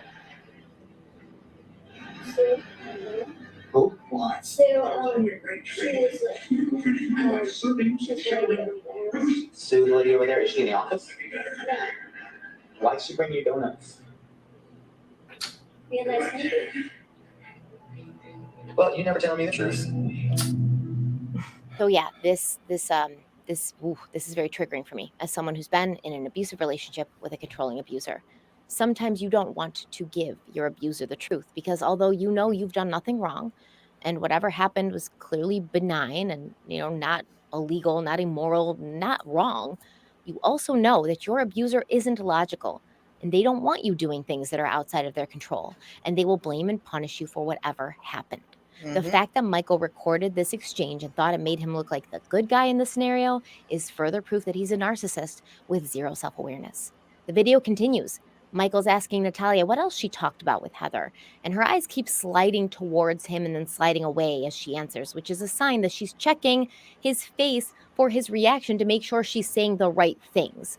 And she says, oh, I told her I'm crazy. I've been acting crazy. And he's like, yeah, that's what you better tell her, And then somehow Michael and Christine Barnett were able to get Natalia to write a letter. Oh, look at this.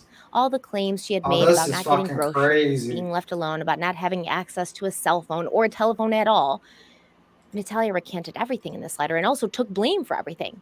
Now, I should add that this letter is clearly written by the hand of a child.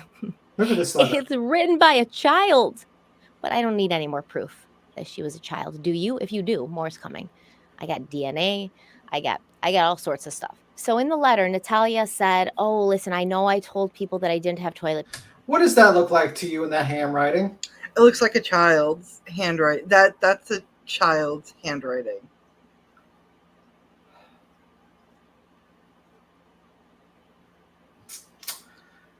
And the thing is too, it's being dictated. We all know this. Yeah.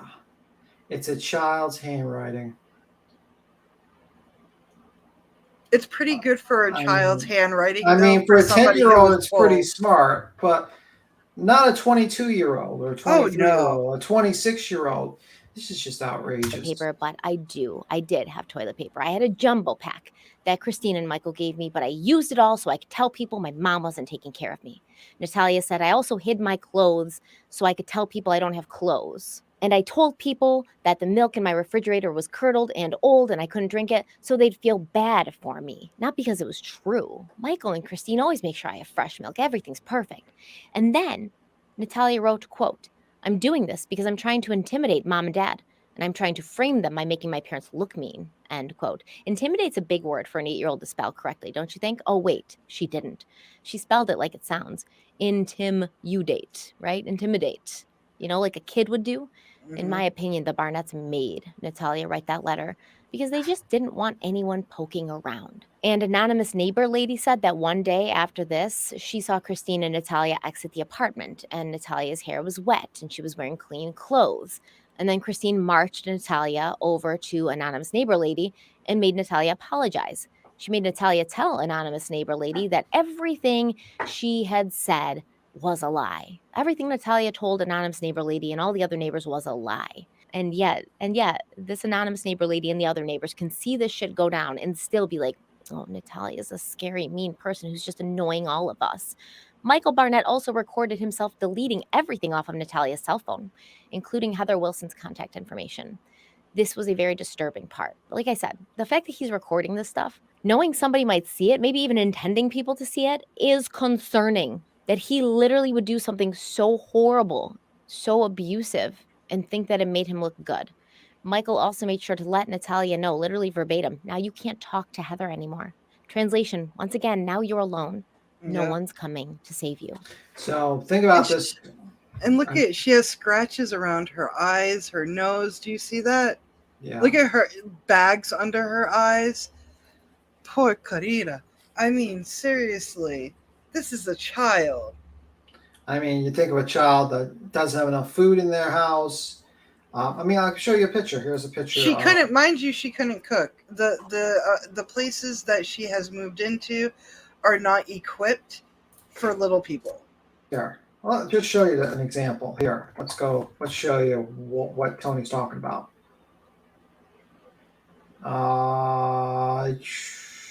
Okay, here.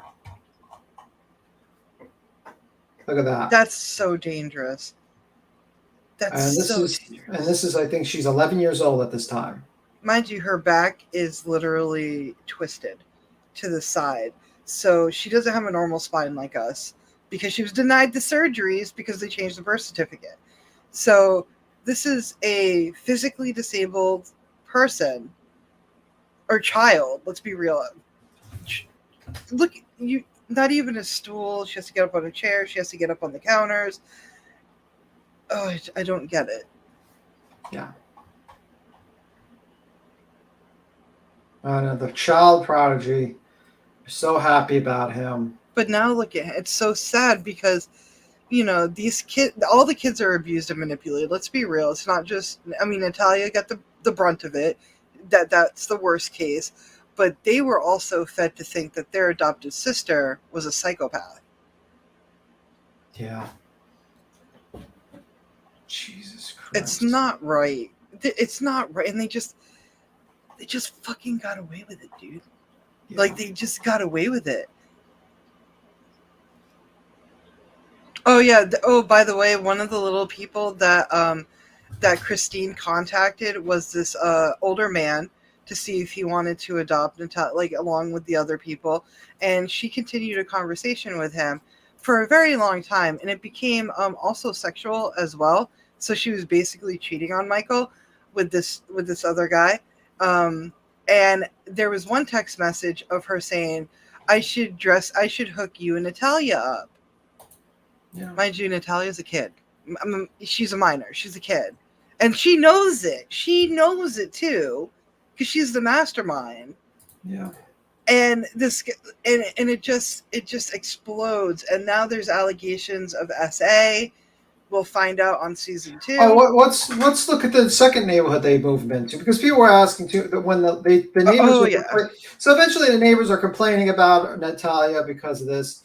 They couldn't kick her out, but when the lease was over, they said, "Yeah, you got to go." So they moved her to another neighborhood, a fantastic neighborhood. This is part 3 of. What is it called again? I forgot the neighborhood's name. The Barnetts. All right, we'll get there. Okay. Here. and seeing how important. I spoke to Natalia one time. This is one of her neighbors, by the way, Natalia's neighbors in that neighborhood. That was it. I never seen her with parents. You know, every time I seen her, she was 90% of the time she was by herself. Been in the neighborhood since '67. I've seen it go from bad to worse. And I've been in trouble before. So, you know, I messed up in life. I've been in prison. Just like I tell anybody, I've got a sex offense. I messed up in life. I'm going to get my time, come back out, you know. So I watch everything because that's what prison taught me. Right. To be very observant of people, your surroundings, because you don't want to get caught up in that moment again and have something else happen to you. So, you know, she's a little kid, you know, I kind of stay away from that. I mean, what kind of person does an interview? Yeah, without a shirt. And he's a sex offender. Yeah, he openly admits it too. And he was like, yeah, Natalia was a kid. I had to stay away from that. And it's kind of like, ooh. And this is the neighborhood they put her in. They put a little girl, maybe 12 years old, in this fucking neighborhood. And they said the worst thing about it too. Mind you, this is a quote. They called the neighborhood white trash. So therefore, if they put her in a white trash neighborhood, then nobody's really going to care about her. It was the opposite there, because there was one woman who felt horrible. Yeah. Just fucking terrible. Absolute trash. Like, just a trash. It's just terrible. So, yeah. Food, and they had to, you know, give her money for food. So Kira handed her the phone, but she said Natalia just held the phone and looked at it. She didn't know what number to call. She didn't know how to get in touch with the Barnetts. They'd literally abandoned her and cut all contact with her. And before they'd left, the Barnetts had filled out paperwork for Natalia to get Social Security and disability benefits, but that was only $700 every 2 weeks, and that money wasn't even going directly to Natalia, as we'll soon find out. It was going to Michael, and then he would like pay her electric bill and pay her rent, or he would pay that. He said they paid themselves back. He and Christine paid themselves back for her rent. So they said that they'd put down a whole year's worth of rent. So when they got her Social Security and disability benefits, they would pay themselves back for the rent, and then, you know, pay her bills and stuff, and maybe put money. I don't even think they were giving her money because she had a food stamp card. So I don't think she actually had access to like physical money that she could buy things that she needed. Now, when Natalia, can you believe that? Mm-mm. I don't. So I don't understand a lot of this. Like, this is why I'm so angry at this guy. I would just like to fucking beat the shit out of this guy so badly. They're living in luxury, and this poor girl is living off of benefits. And the only reason why I don't want to beat up the woman is because I don't hit women. But maybe I'll ask one of like people from Queen Bee's crew to beat the shit, like a woman on woman, beat the shit out of her. Yeah, I feel like Christine is the mastermind, and Michael's like, yes, master. Yes, you know, and feeds like, into it. They do you think he was pocketing some of the money, like the change? Because I, you know, of Social Security. Yeah. Probably. I mean, it depends on rent. She's getting $1,400. So a month. Yeah. That's I don't know what they said to the Social Security office, but that's a lot. That's a fucking lot. Well, she was probably disabled, so she probably got like. Well, yeah, she's this. Yeah, they got her as a disability, so and I she get got that. Food stamps as well. So basically, what he was doing was he was paying the rent. He said he paid the rent full year, and then he would take the Social Security would come to him, not the other way around. So he had control of her full finances at that point. Everything was controlled by him. All the bills were controlled by him. All the food was controlled by him. Do you think it was really controlled by him, or was it controlled by Christine? Just whoever it was, this little girl had no ability to defend for herself. Oh no, and it was horrible.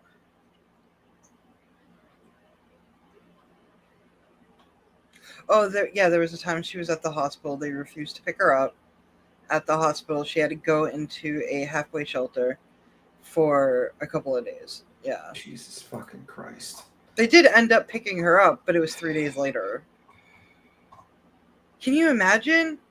Not only has this little girl been adopted and taken out of her country, but also she was put in a mental institution for 9 weeks. And that's horrible. A vulnerable little girl that's being treated as an adult, mind you. And then she's left alone in one apartment, and then they move her to another part of, town where it's really horrible. Yeah. And this is just evil, man. This is just evil.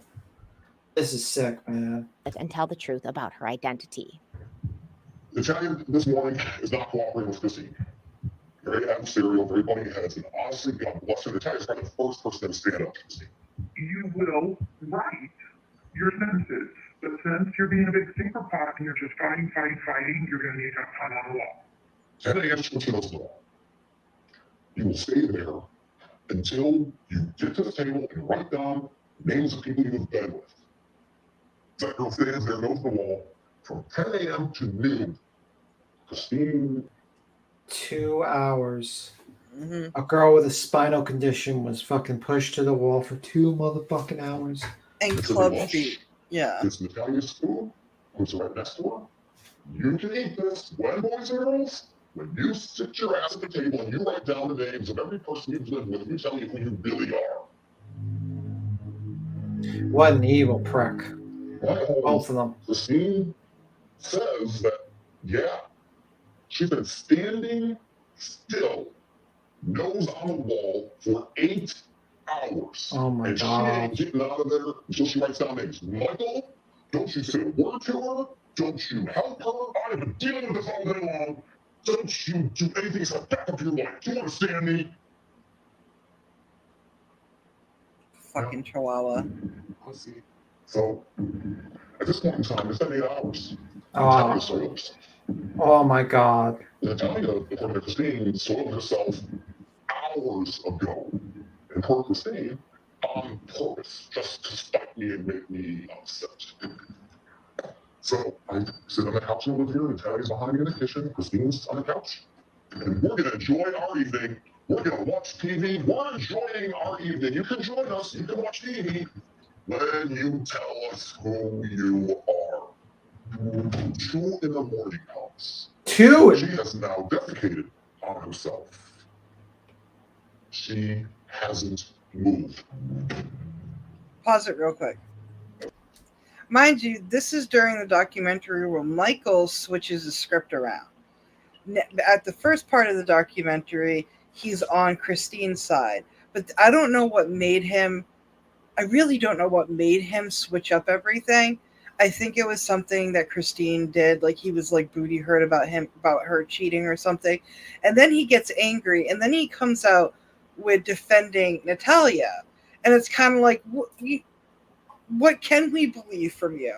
Like, we do believe that there was abuse. There's video. Look at on the screen. There's video of prolonged abuse. Torture. This is fucking torture. Okay?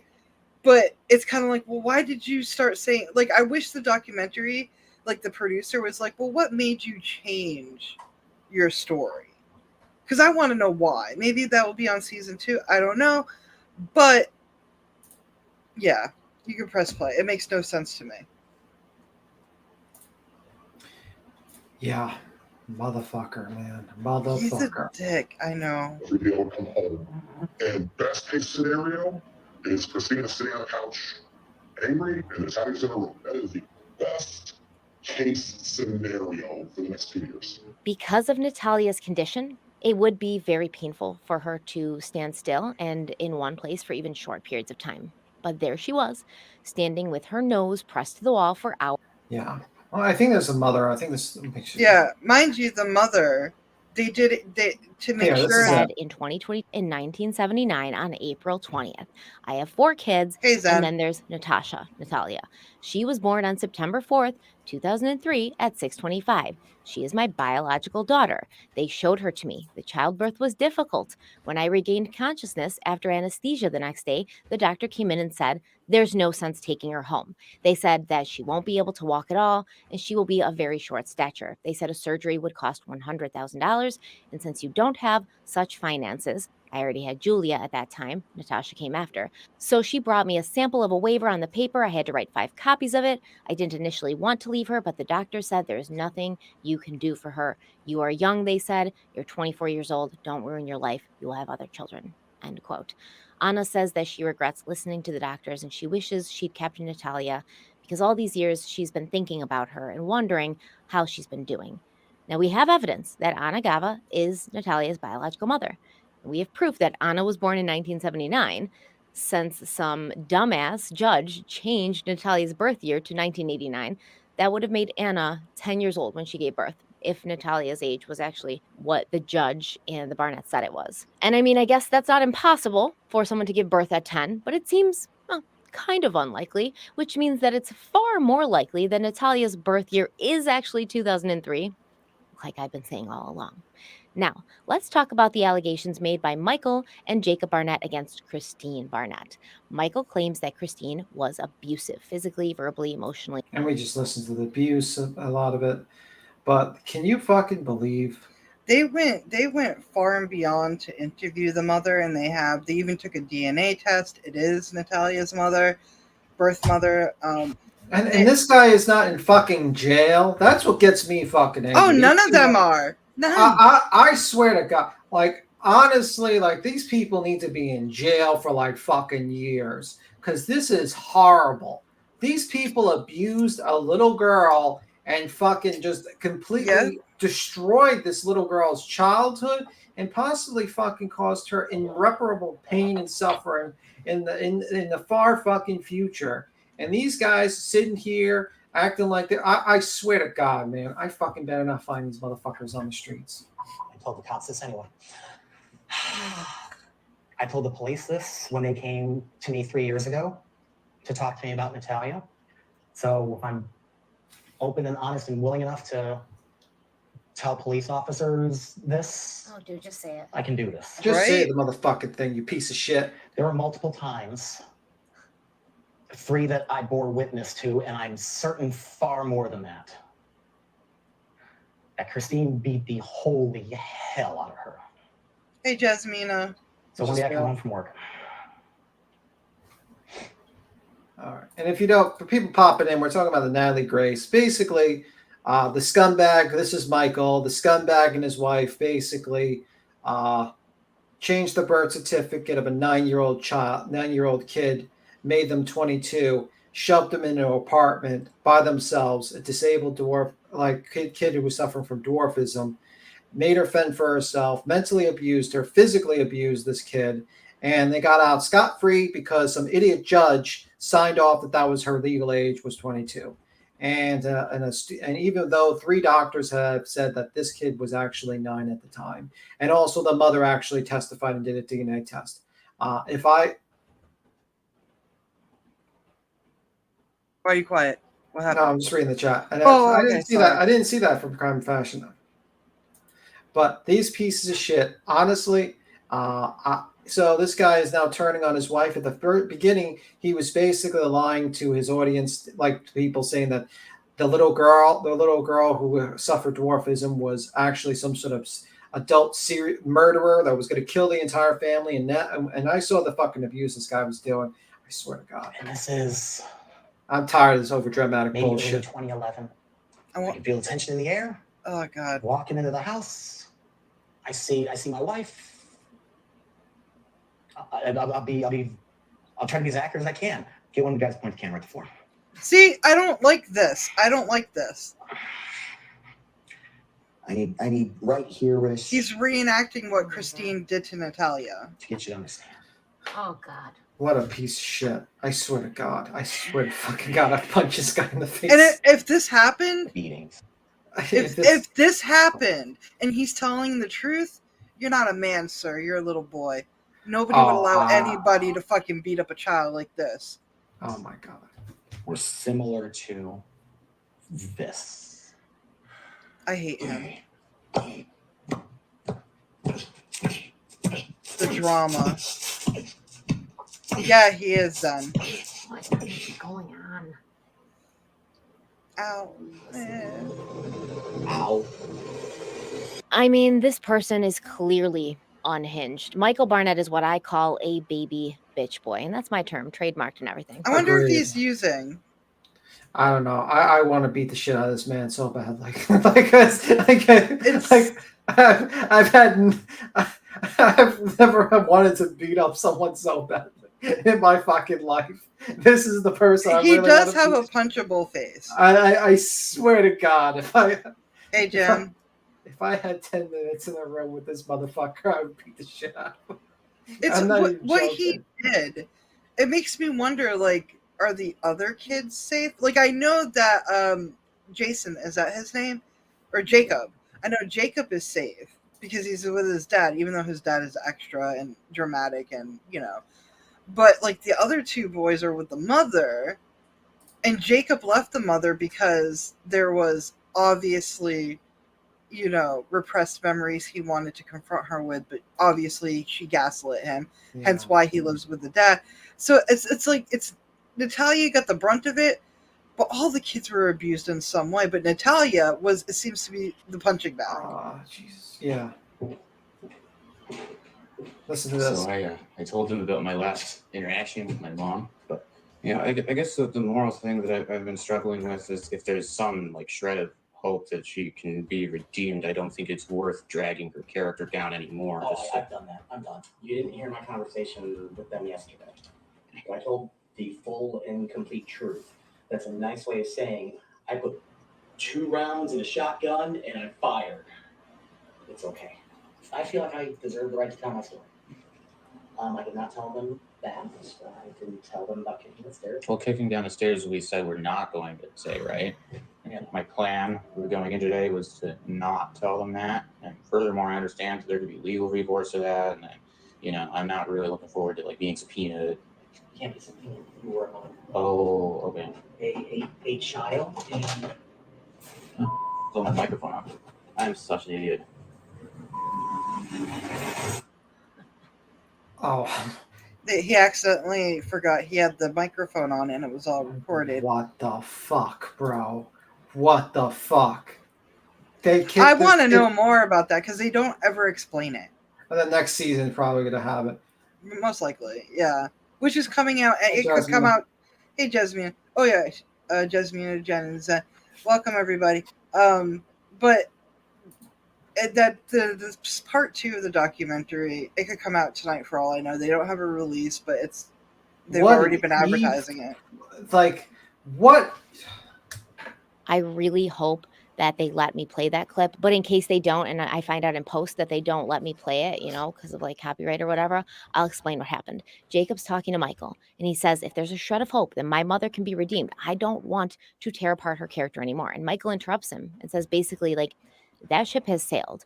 I told them everything yesterday. It was the equivalent of loading 2 rounds into a shotgun and firing, which is a weird analogy. Once again, I don't understand, but okay, Michael. Michael says, I didn't tell them about kicking down the stairs. And Jacob was like, well, I thought we agreed we weren't going to talk about kicking down the stairs. My goal going into today was not to tell them about kicking down the stairs. And also, I understand there could be some legal implications, and I don't want to be subpoenaed. And then Michael reassures Jacob, like, don't worry, you were a minor at the time. You can't get into any legal trouble for whatever the hell kicking down the stairs means, because neither of these men can say out loud, kicking Natalia down the stairs. So in order to protect their own frail egos, their own splintered self-worth, they almost have to talk in code, kicking down stairs. Obviously, in my opinion, they're referring to Natalia being kicked down the stairs, but by who? I assume by Christine. But we're also going to find out that Christine had her sons do some horrible things to Natalia. So they could also be, you know, talking about Jacob or one of his brothers. I'm not sure. During Natalia's interview with the DA, she said that the 3 boys beat her. She said that Jacob would pick her up and just drop her. So there was obviously physical abuse happening towards Natalia at the hands of the 3 Barnett boys. We just don't know the extent of it. But clearly Natalia got kicked down the stairs, and they just didn't want to talk about it, and they were using this weird, like, kick down the stairs, kick down. Natalia got kicked down the stairs. Why else would they be talking about it all secretively? Oh my God. Now Jacob finds out that his mic's on, and he's like, oh, shit, I made a mistake. I'm so Good. dumb. He says it very, like, deadpan, you know. But then he does return to complete the rest of his interview, and he seems kind of sheepish because I'm sure he knows that the producers and everyone on the set heard everything that he said, and he seems more open to discussing things that had previously made him feel uncomfortable. Oh my God, man. How could you Man. There's so many lies and manipulate. Like, I can't wait to hear Natalia say. I know she was on Dr. Phil, but that was 3 years ago, almost 4 years ago. Yeah. And that was very aggressive too. Like, I Oh, felt fuck like Dr. Phil. Fuck that piece of shit, man. That guy's a fucking hack. I don't like Dr. Phil. I hope you trip down the stairs. See, Dr. Phil. there was a lot of people who made their content on Natalia when the Dr. Phil show happened. I'm really happy that Stephanie did it after the Dr. Phil thing. This documentary that she did was only 3 months ago when the documentary. She did three. It's a 3-parter. So Yeah. we're just rushing through the 3-part. I dropped the link multiple times. I would suggest you watch a great channel. She explains it very well. The Stephanie, I dropped it 3 times. Harlow, and we're jumping to the parts. Harlow, we're jumping to the parts where they talk and full. But basically, to sum it up, Blunt B and everyone, that these parents abused this kid from Ukraine who had dwarfism, changed the date of birth, did physical, mental abuse to this child. And then when they wanted to get rid of the kid, they went to the court system, changed the age from a 9-year-old to a 22-year-old, and shoved them into an apartment, took control of her finances, and basically tortured this, basically mentally tortured this child while they traveled the world and had fun. And this child had to live in an apartment and take care of herself since the age of 9, and was denied education, was denied any sort of safety, and all that shit. It's fucking abysmal. And these people weren't even gone to jail. Fuck, I swear to God, if I catch these motherfuckers on the street. I laugh because it's true. It could also be defiance associated with ODD or conduct disorder. Like, they wouldn't even tell Natalia that they'd urinated in her bed. They would just let her or into clothes. He starts by saying that one of Natalia's problematic behaviors was that she would urinate in places that she shouldn't, like on blankets or on furniture. And he said this was That's probably because she's scared to tell the mother that she needs to go to the bathroom because she's being abused. So she pees on herself, you fucking morons. to happen frequently. Now, if this is true, it doesn't necessarily mean that Natalia was trying to be a pest or harass Jacob or the other Barnetts. Natalia's behavior, if it was true that she was urinating in inappropriate places, it's obviously a sign of something deeper. When a child deliberately urinates where they shouldn't, it might be attention-seeking behavior. It could also be defiance associated with ODD or conduct disorder. But most of the time, however, this is not done on purpose. And it could also be something called unuresis, which is a pattern of urinating in inappropriate places, such as in bed, or into 5 to 10% of 5-year-olds experience it.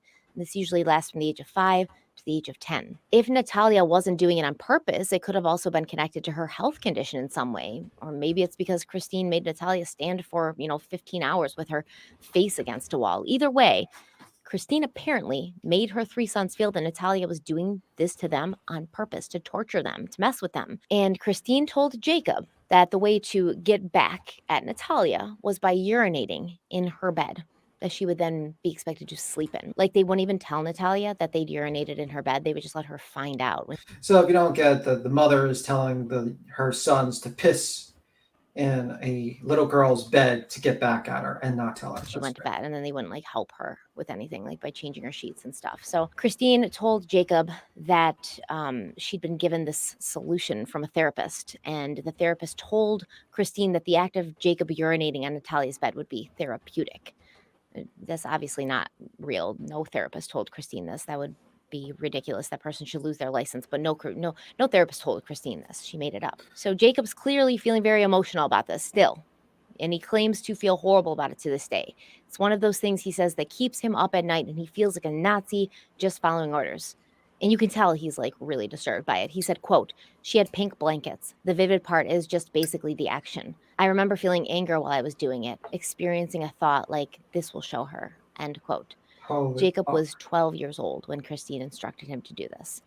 Now, for time purposes, I will just explain what happened when Michael Barnett went to court.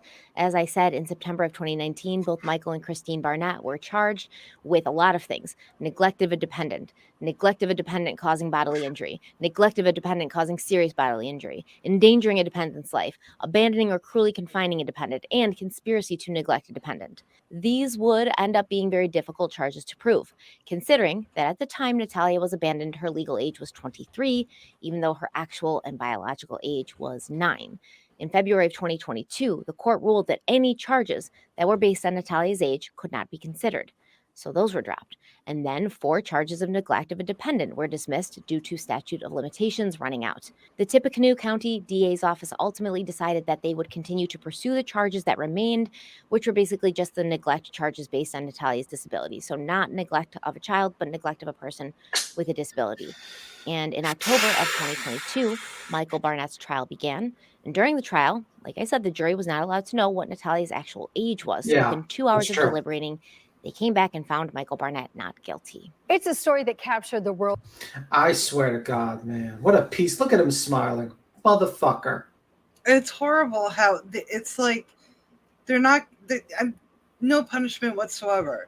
And it's so stupid that the court, even though doctors are like, I'm not going to lie on stand, Natalia is a child. Natalia is a child. But I can't believe nothing was done. Nothing was done. This was a neglect of a child, a disabled child. This is a complete failure. World's attention. A girl named Natalia claiming that her adoptive parents here in Indiana abandoned her in an apartment. It's not a fucking claim. It's the fucking truth. It's These the people are facts, scumbags, like absolute scumbags. Just because some fucking kangaroo court with an ex parte where this little girl couldn't even be represented fucking ruled that she was 22 when she was 9. These motherfuckers were able to steal her money, steal her future, steal her childhood, and completely fucking destroy this little girl's life. And now she has to suffer the consequences while these guys fucking spread lies and misinformation. I swear to God, man, these people need to be like kicked down a fucking volcano. Fucking scumbags. Apartment in Lafayette. She took her story to Dr. Phil, and in time, both parents were charged with neglect. Part of the issue was whether or not she was a minor or if she was an adult. She was a minor. Now, a jury found that the father, Michael Barnett, was not guilty. That verdict came down just in recent weeks. And today, and only on 13, Barnett talks since the verdict, and he shares his feelings about Natalia today. As an adoptive father, did you ever love her? Yes, absolutely I did. Lie. And do you love her now? Oh God, the drama. No, you fucking. So my question is this: if you thought she was one age, but she turned out to be the other, but you loved her, then why did her age matter? If I think my son is 14, but I later find out he's 24. Fucking do research, you stupid bitch. Yeah. He's still my son and I still Absolutely, love him. positively, you still do. But if that was the one and only little breadcrumb or nugget, absolutely, positively. But when you realize that just simply the age being different or incorrect is just the tip of the iceberg, but it ain't the age that would cause somebody to lose love with somebody, as you so eloquently said, that's not why I would say I don't love her today.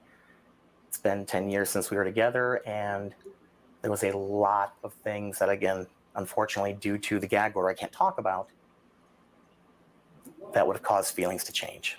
Christine Barnett's trial had been scheduled for April of 2023, and Michael was going to be testifying against her, but in March of 2023, her charges were all dropped with the court citing insufficient evidence. Like, you didn't even have a trial. Isn't that when you should figure out if the evidence is insufficient or not? Unbelievable. Unbelievable. What a miscarriage of justice. And some jury members from Michael's case have since come forward and called his trial a miscarriage of justice.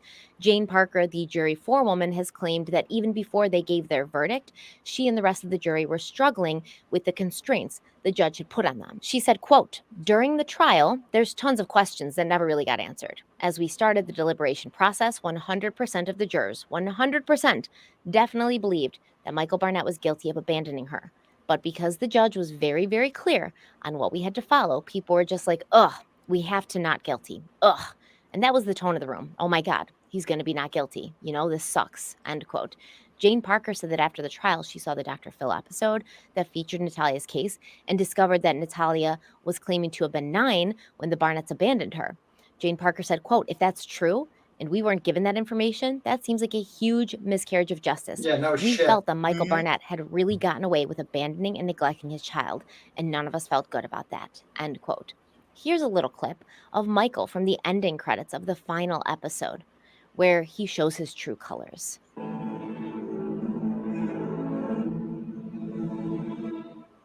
It's okay.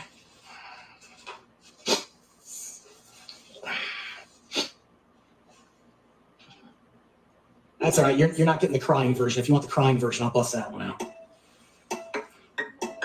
He's an actor. So clearly, this dude was just faking it and acting the entire time, which I think was pretty obvious to me because he's a really bad actor and he has no soul and he is fake. Everything he does, even when he's trying to seem like the most sincere, is when he seems the most fake. And he doesn't feel bad at all for what he did or what he continues to do. On June 1st, 2023, the day after the finale of The Curious Case of Natalia Grace aired, the Investigation Discovery Network announced a follow-up to the series, which would be titled The Curious Case of Natalia Grace, Natalia Speaks. So it's going to be Natalia's side. This sequel, which is scheduled to air this summer, will provide us with Natalia's narrative, her side of the story that was very sadly absent during these first 6 episodes. ID says, quote, after years of being cloaked under a gag order due to the subsequent legal proceedings around the 2019 arrest of her adoptive parents, Natalia has been unable to tell her story until now, end quote. So I'm definitely looking forward to seeing those episodes. I also read that Hulu is currently developing a scripted version of Natalia's story starring Fucking Yeah. If anybody watches Grey's Anatomy, the woman who plays Meredith Grey, you know, the whole basis of the show, she's playing Christine in the Hulu adaptation. It's kind of like the whole Gypsy Rose adaptation that they did too. yeah. So they're profiting off. Everybody's. They're profiting off a little I girl wonder- who got abused. When was the Orphan movie released? The horror movie, The Orphan. 2009. They stole the storyline from Orphan to fucking. You know what? Can I do a share screen one more time? Let me just. Yeah, do go share for screen. it. Yeah. Beautiful. Let me show you her feet, like for a moment. Here, this is her feet. And I can't believe, and she walks today. Like, the good news is, I will say, well, he's going through the pictures. So this is 2017. This is her feet. I want you to look at her feet. She did not have proper fucking shoes. All right. I They want had to to find a redo picture. them. Yeah. Look at this. Standing in a corner, club foot. Didn't get the necessary surgeries. 2017. Like, what the fuck, man? Oh, Zen says she can't see. Can you click them? Do they enlarge? Oh, I can make it larger. Sure. Let me see. Yeah, if I they can want to see the pictures. Yeah. One moment. I gotta get that. Here. Is this better?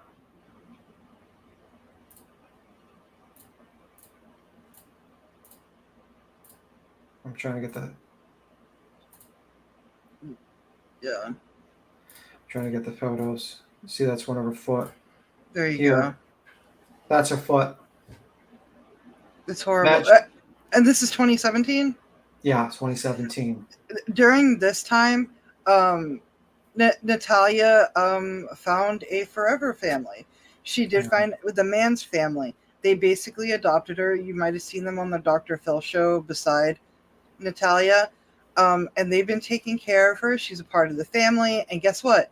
There was no reports of knives being hidden, defecation, or anything.